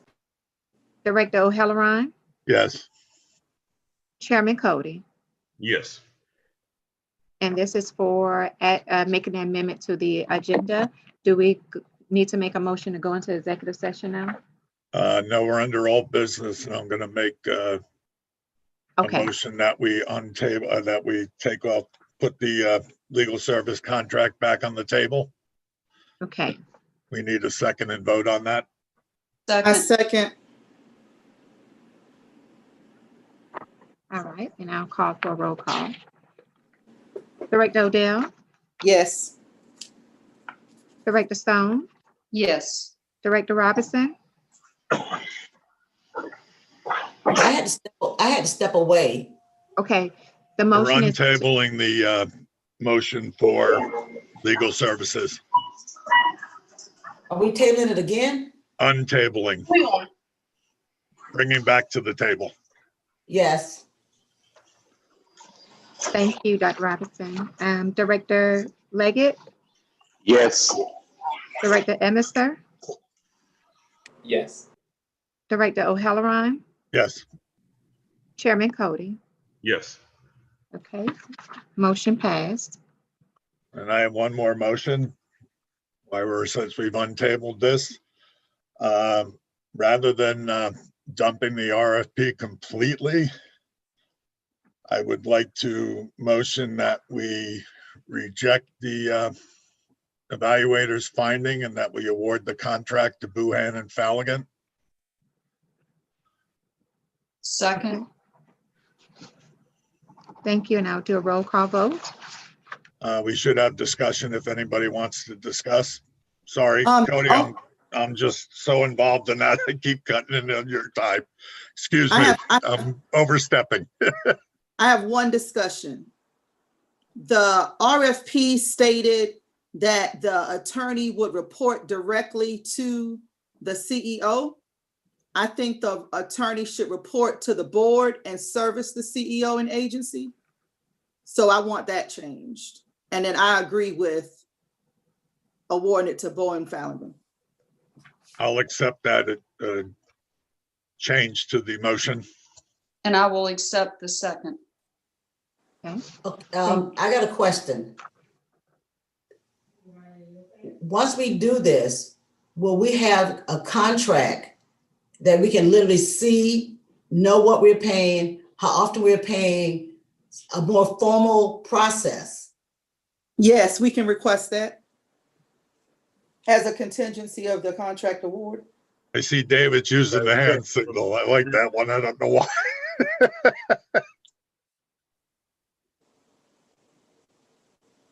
I just have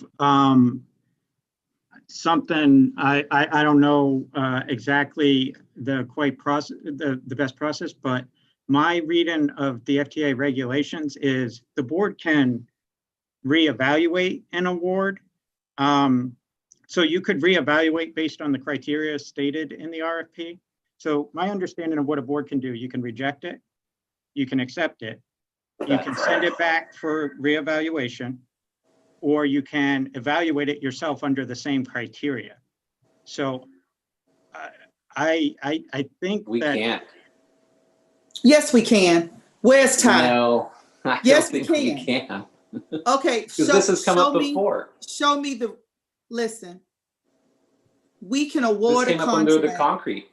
to any vendor that we want to. If you're saying that we can't, then show us the FTA rule.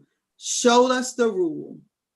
If I the would board like would like, I legal wrote a advice memo before on I this. make I that. could provide it to the board. This matter came up previous, and I was asked to look into this. And I can provide that memo to the board if they would like. Yes, you'll need to provide that memo. Also, Okay. Jackson Lewis, in Jackson Lewis conflicted out based on the fact that they've already been servicing the agency? No, by that argument, Mr. And Butler's isn't firm would Jackson be Lewis, conflicted out. but isn't Jackson Lewis the CEO's personal attorney? Not that I'm aware of, but prior service, providing service doesn't conflict you out. If that were true, Ty Butler's firm would be conflicted out. It is No, but Jackson Lewis has been a part of all of the conversations. They've been listening in on all of our meetings. They've been listening Mr. in. Butler's firm. Well, right now, Ty Butler is our attorney. The meetings But are these open. are open meetings. That wouldn't preclude a vendor from being awarded a contract. Has Jackson Lewis been on any internal meetings? Yes, and so has Ty Butler's firm. That wouldn't necessarily preclude a vendor from Yeah, but being can you? awarded a contract. Okay, but we have send me the memo. Okay. I believe that the board can award a contract to a vendor. And please don't misunderstand me. I believe a board can award a contract. I think you can't just overstep the evaluation process. You could have it reevaluated. And from what I found, and I'll double check, I think the board could even reevaluate it, but I don't think that it's proper to unilaterally do it without the evaluation supporting that. Is I guess what I'm saying. Not that you couldn't award a contract, you absolutely can. Who evaluated these contracts? So there was two evaluators that were attorneys from outside the area. Outside the area where? Outside of the Savannah area, or yeah, Savannah area. Like where were they located? I don't think we can reveal that. That would violate the whole evaluation process. But I do think we have the right as the board to, by basically throwing out the evaluation that was received, the board now is taking on the job of being the evaluator, and we're evaluating the fact that we want Buhan and Falligan to be our attorneys. So Yeah, I think we can too. Any laws, but if it is, well, everybody can vote yes or no. If it's illegal, then we can't do it, but you know, this is the only board that I've ever been on where I keep being told as a board member, I can't. The board is the board. I think the mitigating factor here, I think the mitigating factor, if I may, is that the board can do what it wants when it's operational funds. The problem that CAT has right now is that we intermingle federal funds with operational funds. And when you do that, you have to adhere to the federal rules. So barring that, if it were just straight on operational funds that were kept separate, you could do what you want. I'm not arguing with that.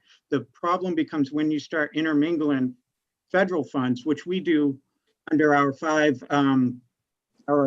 Z5307 operational assistance. So we're intermingling federal operational assistance with our regular operational assistance. So it's kind of like Medicare and federal. If you take one federal dollar, you got to follow federal rules is the issue.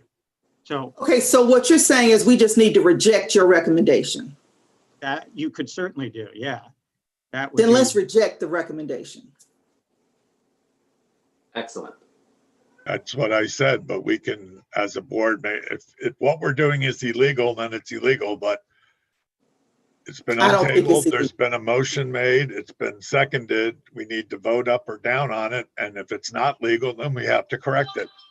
Dr. Robinson has a We question. don't have anything in particular that says it's illegal at this point, and if it is, then we can't do it anyhow, so we still have the right to vote on it, we just may not legally have a right to change it. I have a discussion question. Dr. Halloran, would you please restate your motion before I make my point? My motion was that we reject the evaluation that was done and as a board decide to award the contract to Buhan and Falligan with the change that Tabitha added that they report to the board rather than the CEO. Okay, I thought that's what you said. And what my concern is, if you have a process that says that you review the RFP and you look at the point system and you make a decision. Now, Falligan has the lowest point wise. Now, what discussion I'm hearing is that let's throw it out and I just can't support that because I think the process itself is being compromised in a way that we're saying that it doesn't work, so let's not use it. So that would be my concern. I think the process is skewed. The fact that the two Savannah firms were rated the lowest of the firms that provided proposals. Those two firms, the firm that was rated the highest is a firm that basically has the CEO endorsement because that's the firm she normally uses. Third, Bowen Falligan has been this board's attorney. How can they not be qualified to service the board? Right. That in itself is kind of odd. Right. Plus, they said that Jackson and Lewis services all these different transit agencies. If you go to their website, that's not even one of their marketing points. Right. No, and I agree. My point is, what I'm questioning now is the process itself. If we're going to use that process, then there should be some way that the board honors that. If not, we need to look at the process. Now, what I heard was it was evaluated by people outside of Savannah. Yes. That in itself gives me some grief as well. Maybe we should have looked at inside and outside to get a fair picture. You see what I'm saying? I'm just concerned. I mean, we can throw it out and start over again. I don't care. I just can't support even the recommendation if I'm going to support the process. Yeah, I think the process in this particular instance failed us. Because I don't see how two of the largest firms in the Southeast are not capable of providing services to our agency. And the other question is, what is the board's comfort level? Somebody that we have, right in our house or in our door, someone who's serviced us, for years, what is our comfort level as well as a board? Plus Jackson Lewis is substantially higher. Everything is substantially higher. on price? Yes. No, that was an evaluation factor, and Jackson Lewis was not the highest. Yeah, but they had other expenses that were in there. I looked at the thing. They worked out to be higher.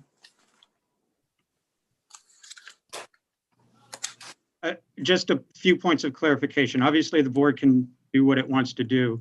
Hunter McLean came in second. They weren't the lowest. That's the other Savannah firm.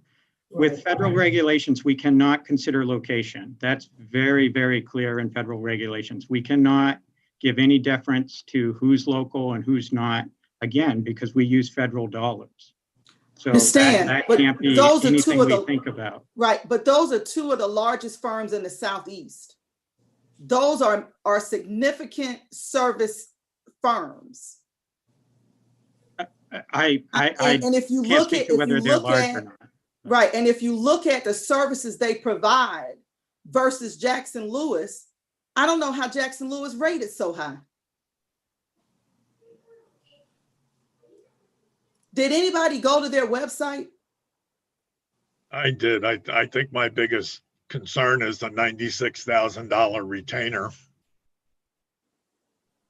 That's another. Hundreds of hours of service that we may never use. Right.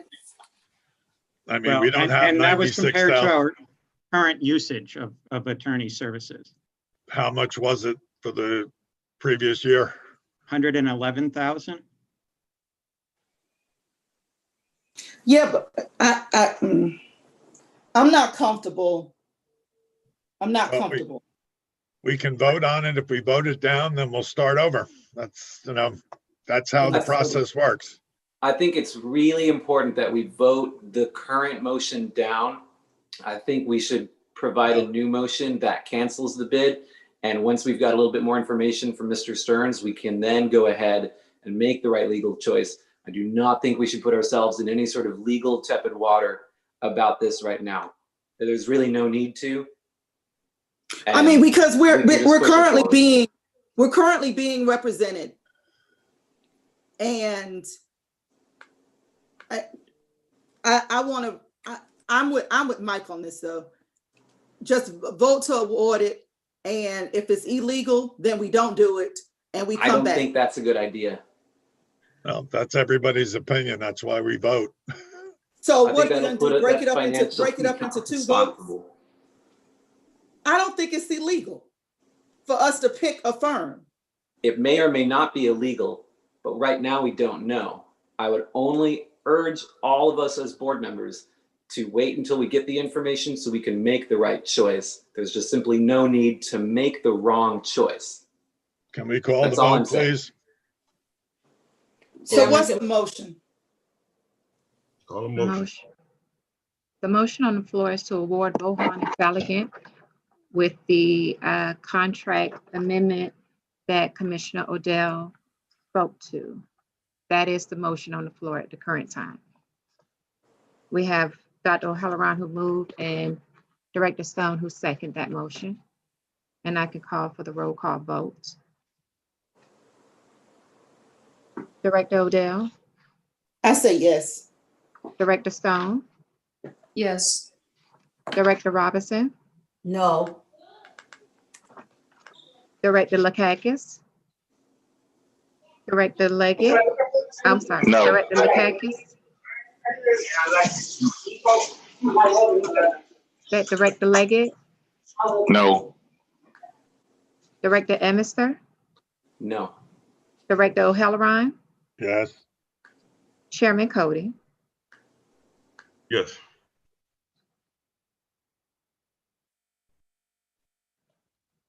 Did Mr. Lakakis vote?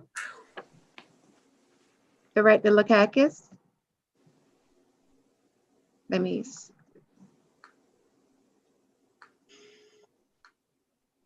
He's on the call. I think we have to get his Yes, vote. sir. That's correct. Is he still on?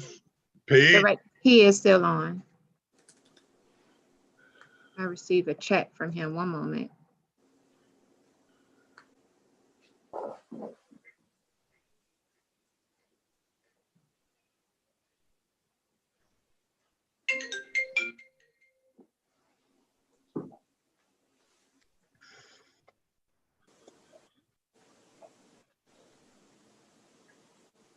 Okay, his chat came from Ms. Dion. He is trying to vote.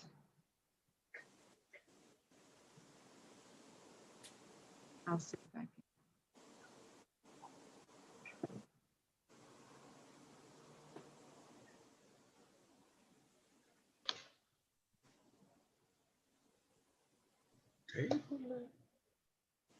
Peter.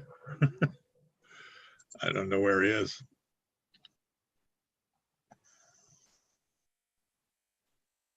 Get him on this line.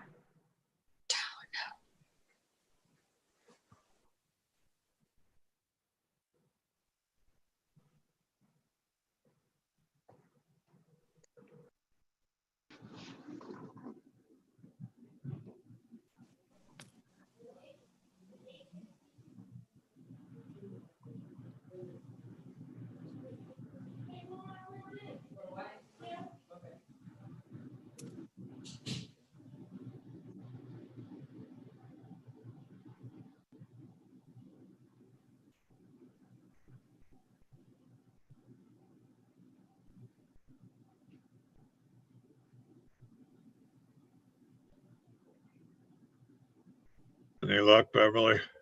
No luck. Miss Dion, do you have Mr. Lakakis still on your end?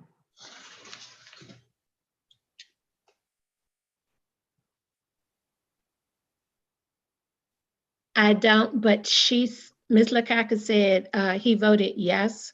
That was his response. He tried to unmute, but you're unable to hear him. Okay. Thank you. You're welcome. For the record, Chairman, Director Lakakis voted yes. And that will Can we accept the vote give from 5 his to wife? 3. Can we accept the vote from his wife? I mean, we got to at least see his hand or hear his voice. We can do that, Director Leggett. This may end up being a very important vote, so I would recommend we get it. Ms. Dion, can you get Mr. Lakakis? Well, let me see.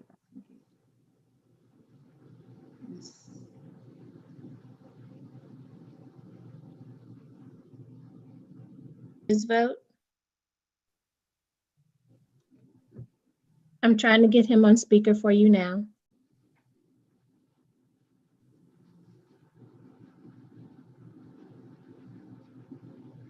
Okay. Mr. All right. Are you able to? We can hear you, Mr. Lakakis. Yes. The motion is to award Bohan and Falligant the contract award for legal services.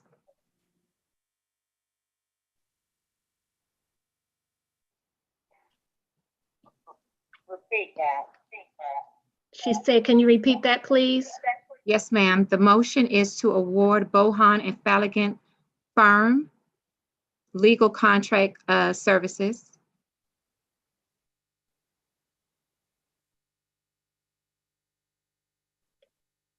Mr. Lakakis, were you able to hear that?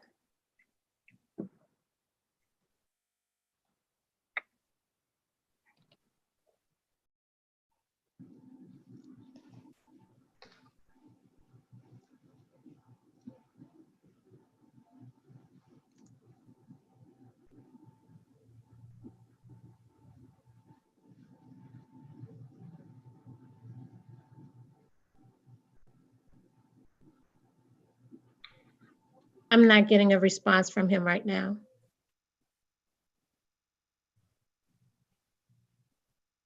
Yes, ma'am.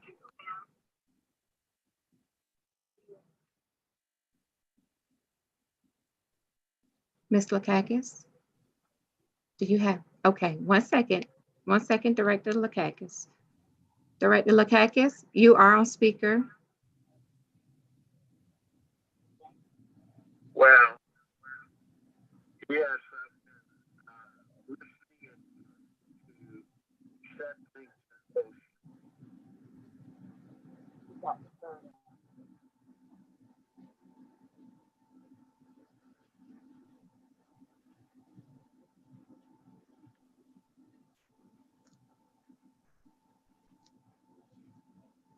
Yes, ma'am, I'm here. Mr. Lakakis said he's ready.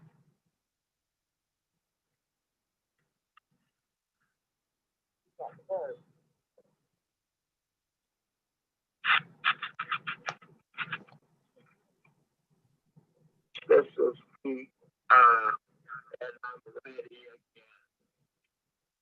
How are you voting, Mr. Lakakis?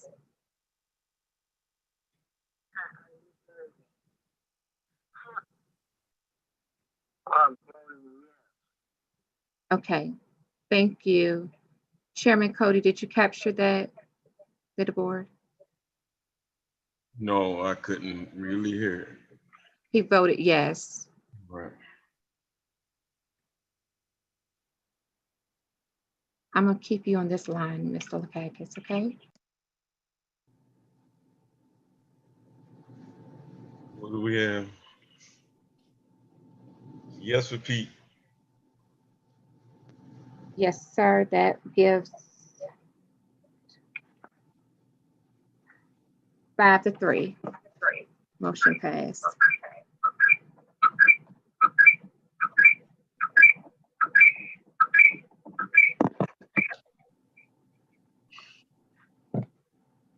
He's there. Yes, ma'am.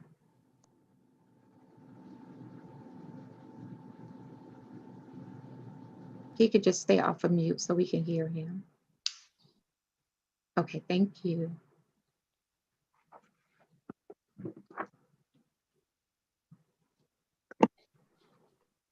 That's recorded. I'll make a motion. We go into executive session.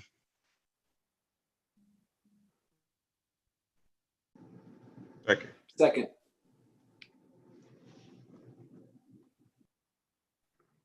Of course, with like a 5-minute break, if we can.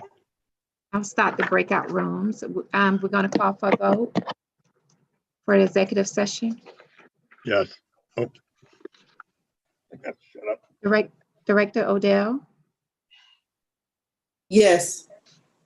Director Stone, Yes. Director Robinson, Yes. Director Lakakis,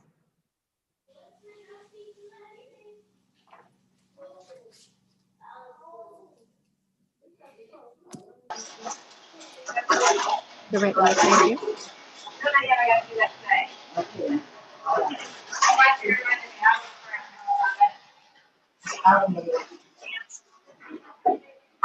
one moment.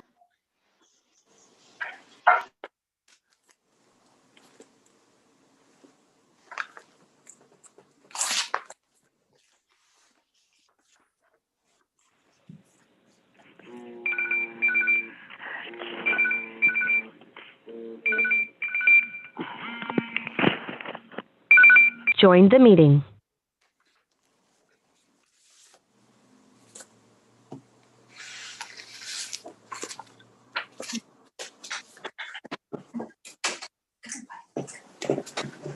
Director, okay, Director Leggett, Yes. Director Emerson,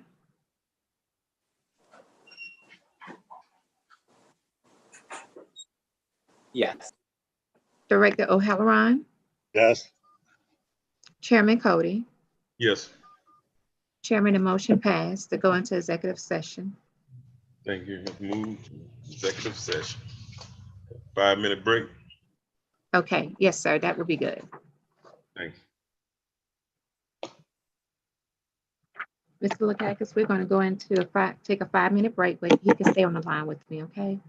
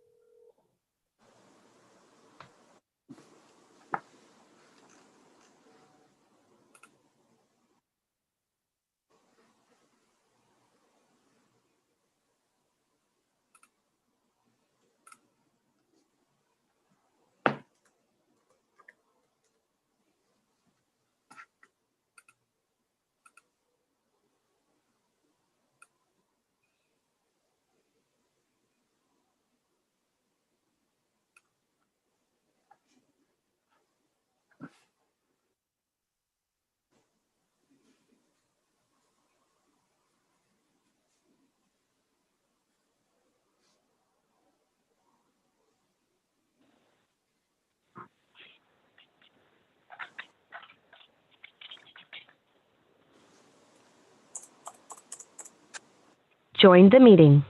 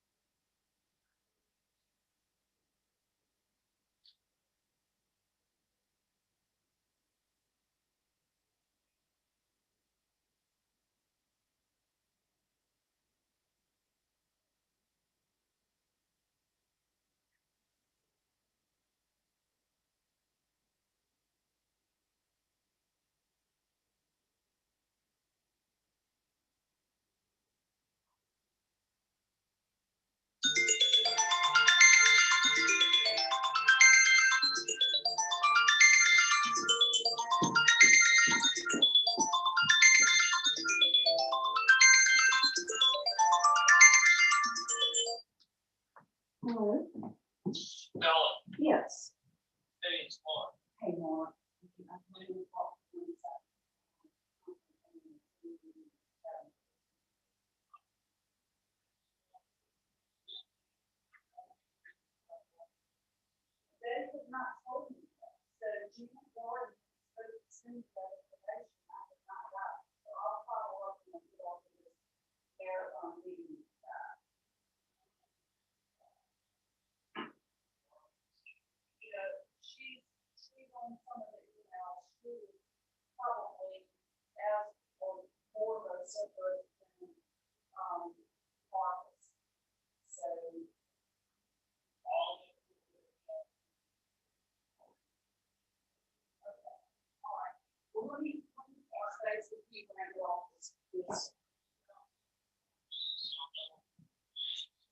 All right, well, I'll I'll text you her email comes in under William Darwin, who's her husband.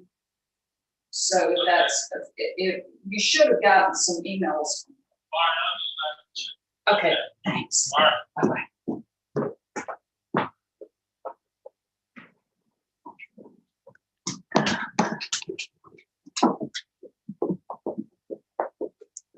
Okay. Tyler, quit.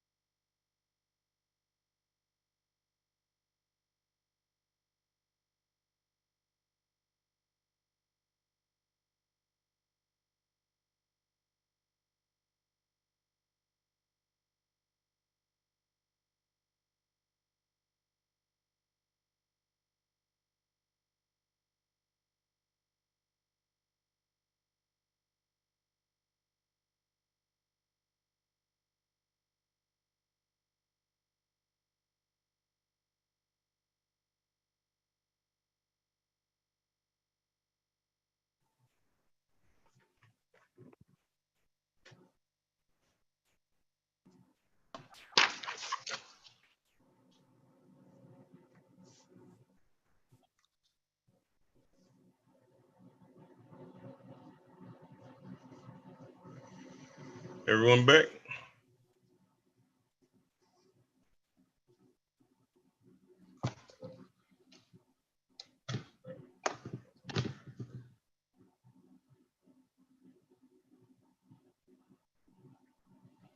Beverly, is Pete still with us? He is, yes, sir. Okay, because we didn't have a quorum without him. So I guess we can discuss the date and then adjourn. All right.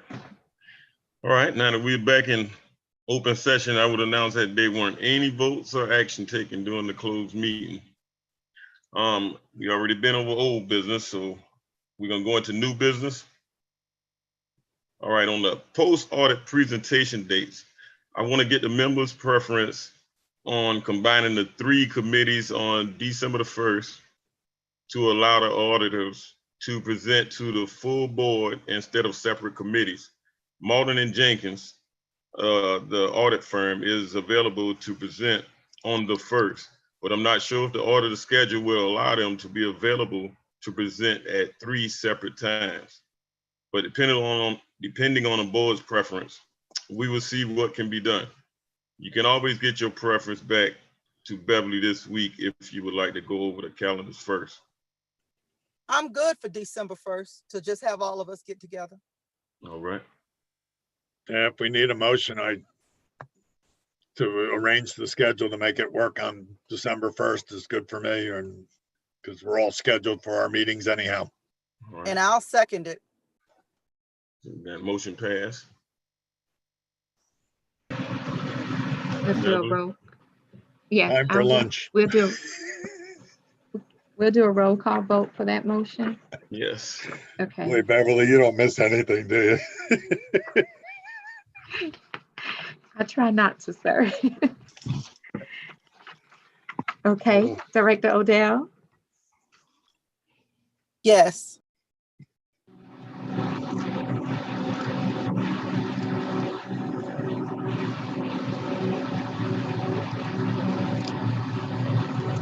Oh, now we lost Beverly. By the way, thank you, David. You did a wonderful job today. Don't feel like we were jumping on you. We get that way occasionally. I'm sorry. So Director Stone and Director Robinson stepped away. Yes, Director Lakakis?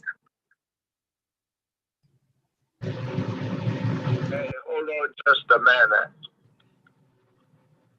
Director Leggett? I'll come back to Director. Yes, yes. Okay. Director Emister? He went to our Okay. Director Lakakis? Yes. Okay. This is Dave. Thank you. Director O'Halloran? Definitely. And Chairman Cody? Yes. All right. Thank you. Motion passed. And everybody have a great Thanksgiving, because we won't see each other again till December 1st. All right, guys. Have a good one. All right. Thank you. Happy Thanksgiving all. All Y'all right, have bye-bye. a great day. Thank you. Okay. Bye. Thanks, Chairman. Thank you.